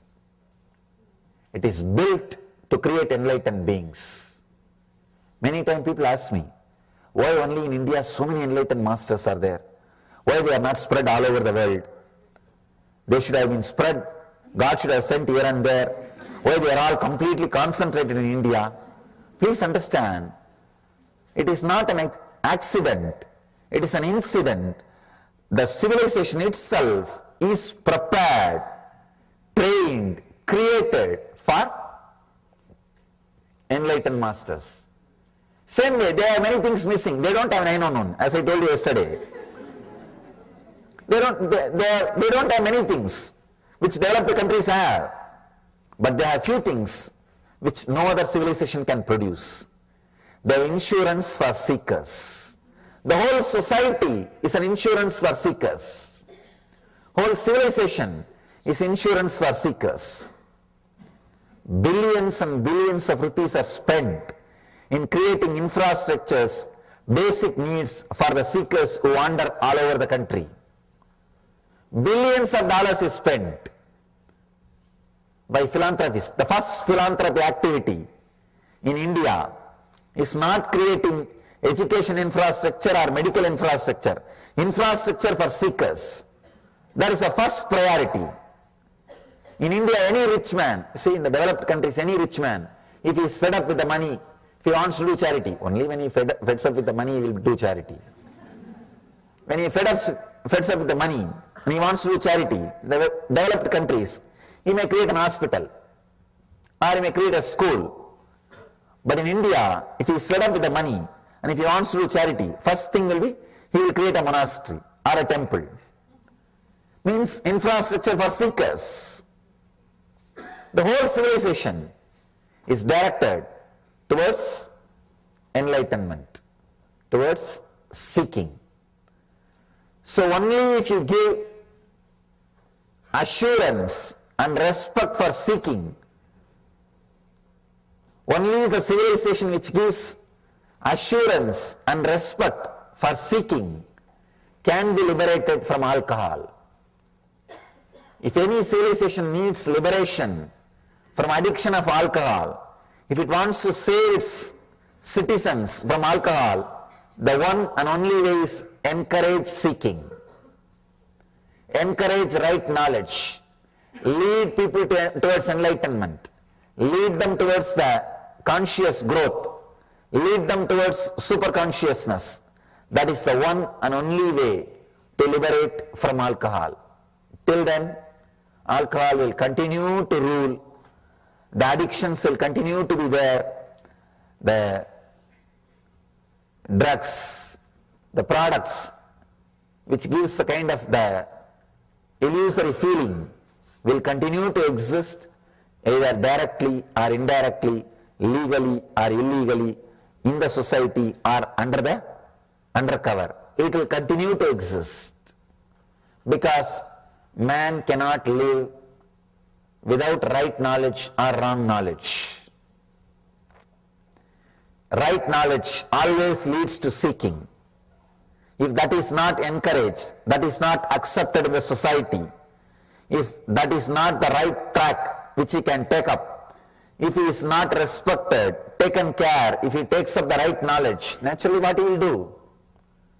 He has no other option. He has to take the wrong knowledge. He has to take the other side. So any civilization wants to save its citizens, its people from the addiction or products which creates delusions and illusions. The one and only way is encourage right knowledge. Let that civilization think about encouraging seeking. Let that civilization think about supporting the seeking.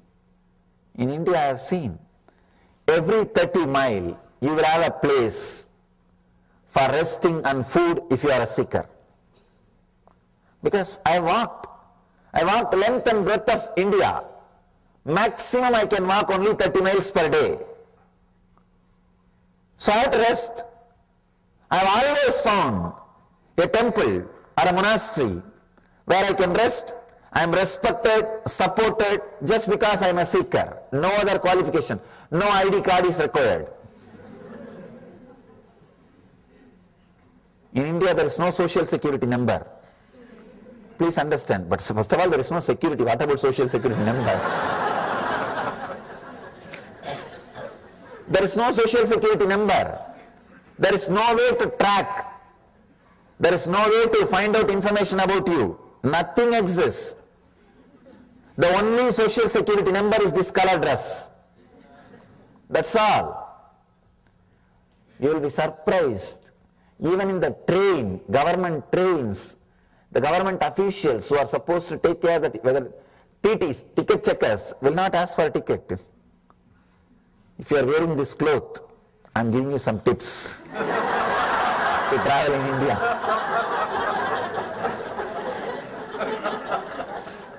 Now I am telling you from my experience. If you are with this cloth and sitting, I have never seen any TT asking me ticket. They will ask only one thing, Baba, have you eaten? Means, it's a very respectful word. Baba means father. Oh, father, have you taken food? That's all. I wandered 9 years. 9 years I did yatra, means pilgrimage. So, whole length and breadth of India. Every 30 miles, you have a stoppage. You have food with respect. That is the main thing. With respect. They touch your feet. That's the first thing. They touch your feet and offer. And they encourage what you are doing. They support what you are doing. They respect what you are doing. So only a civilization which can support seeking, which can encourage seekers. This is one aspect of seeking I am saying. Even otherwise, even when you are living with your family, if the society knows you are a seeker, you have a different position. You have a different place. You have a different respect. That whole society, it is in their blood. So any civilization encourages seeking, supports seekers, will liberate itself from the wrong knowledge and the products which creates delusion. The products which creates delusion. In India, so much of population, I don't see so much of entertainment.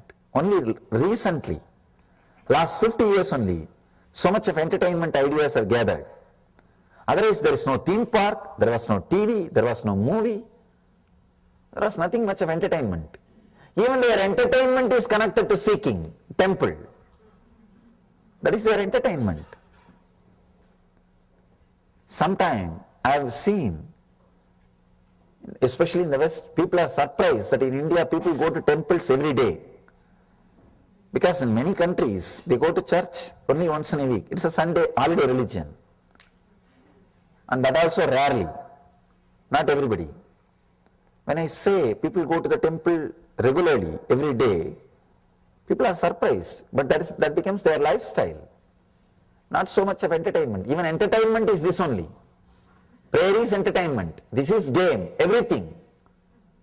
Everything is rooted at seeking. Based at the search for enlightenment. So civilization which encourages right knowledge helps their citizens to go beyond wrong knowledge, to go beyond addictions. Right knowledge, wrong knowledge, the third pattern, third mental structure, third chitta vritti is imagination.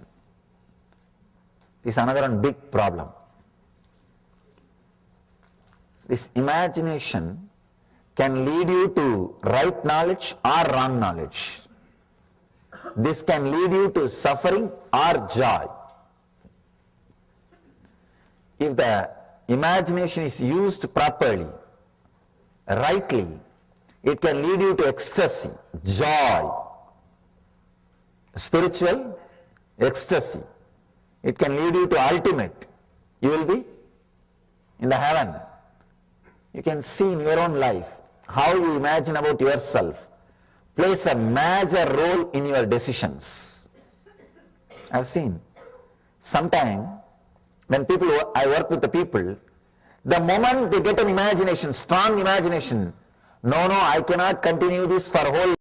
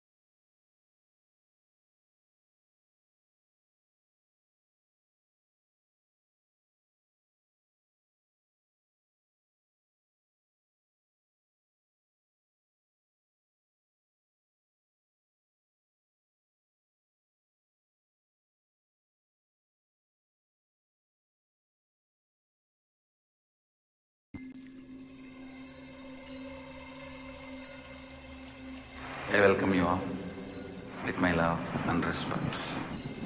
Let you all open all your three eyes. Om Nithyananda.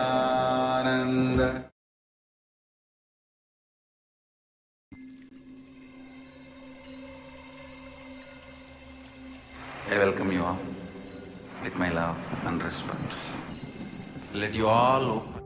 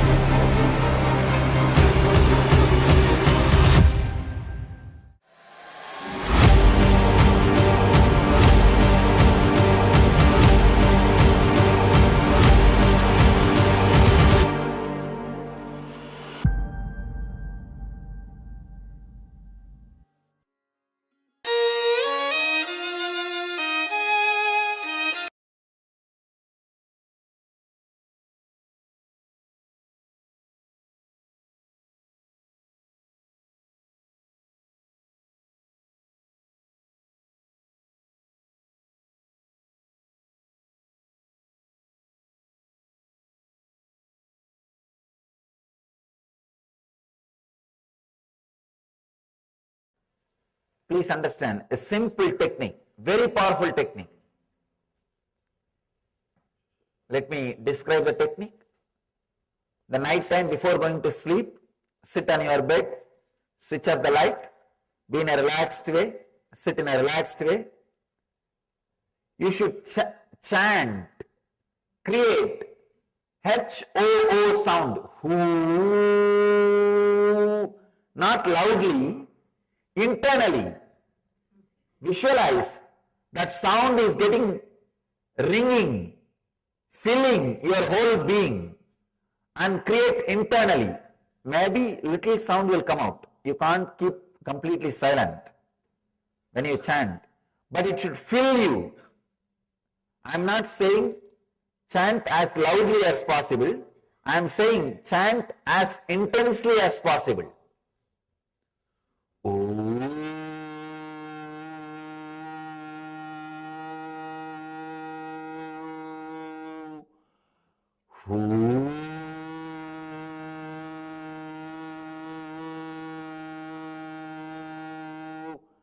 The whole body should be filled with that sound, with that one chanting.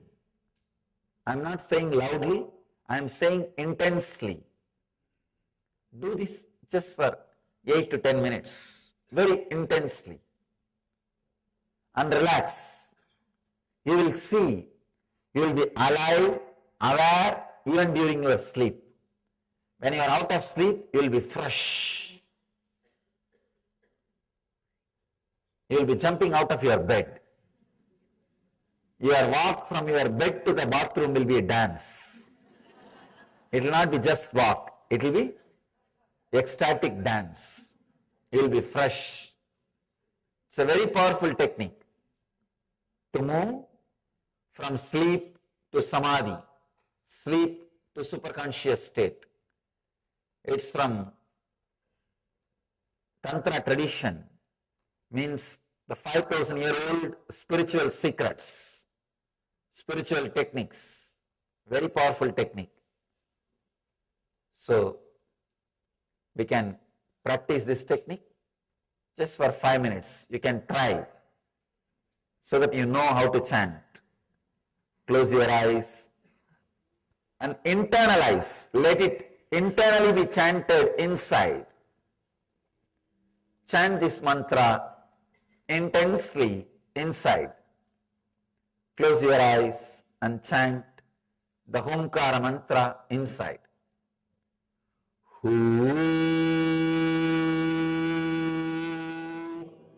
As intensely as possible.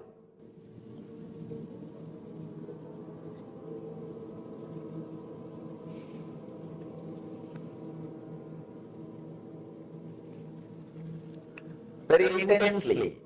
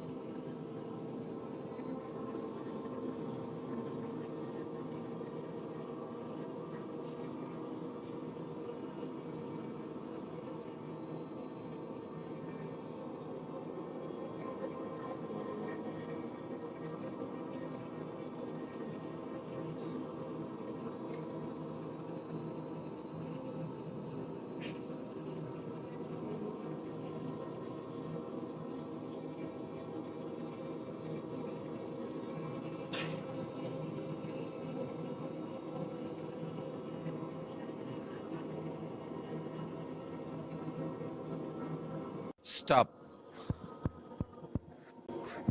Stop. You can open your eyes. Try this technique before going to sleep. You will see you are able to transform your whole sleep into superconscious samadhi.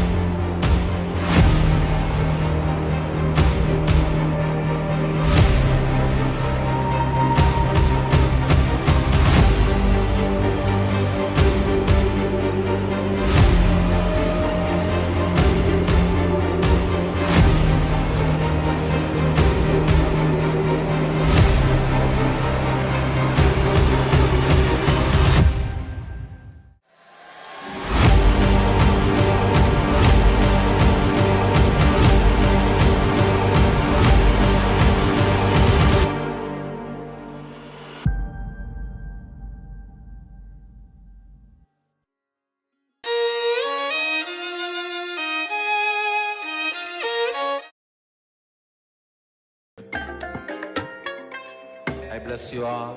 Let you all open all your three eyes and manifest the powers of Mahasadashiva. Om Nithyananda Paramashivoham.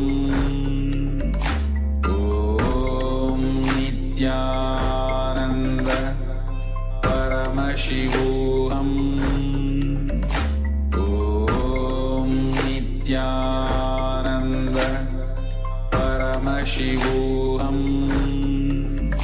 Om Nithyananda Paramashivoham. Om Nithyananda Paramashivoham.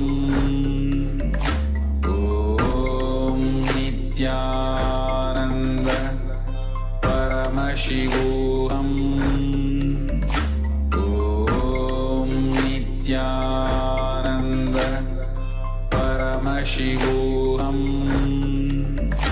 Om Nithyananda Paramashivoham.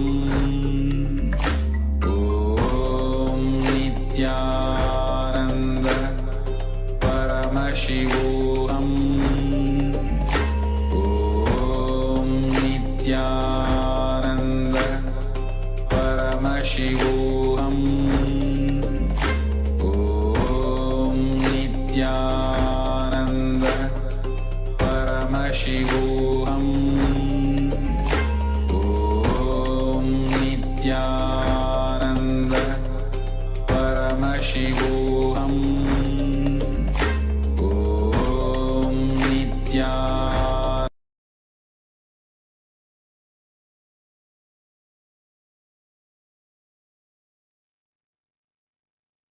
Yes, welcome back. So that was a wonderful Kriya that the Supreme Pontiff of Hinduism has taken us through, the Kriya for rapid recovery from illness. So I hope you noted down all the steps, all the asanas, and basically all the steps that need to be followed every time you have a illness. In order to have this rapid recovery from illness, please make sure that you practice this Kriya. Next, we'll be moving on the next segment in our in our program, which is power manifestation. And today's power manifestation is remote vision. So once again, we will ask the participants yourselves to scan what the acharyas themselves have in front of us. So the objects and the color of the objects that we have in front of us. So let us sit comfortably with the head, neck, and spine in a straight line. Yes. And close your eyes. Remember Swamiji in your inner space. His love and compassion is filling your whole body. The whole energy, the whole system is getting energized with Swamiji's energy. Every cell in your body is getting that energy. Now, slowly bring your awareness to your third eye, the Angyan Chakra, the area between your two eyebrows. And through your third eye, gaze at Swamiji's third eye.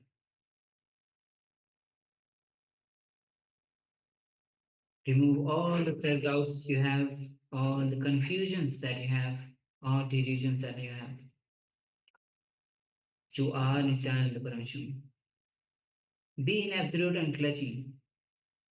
Unclutch from every single thought. Unclutch from all the worries. Unclutch from all the pains. Go on unclutching. Now, from this pure space of oneness, let's start chanting the Mahavakya. Om Nithyananda Paramashivoham. Om Nithyananda Paramashivoham. Om Nithyananda Paramashivoham. As keep vibrating this intense Mahavakya with deep feeling connection with Bhagavan, let's manifest this power. Strongly declare to reveal as you do the remote vision. Ask Swamiji to reveal all as you scan, the colors of the items which are in front of us, Acharya.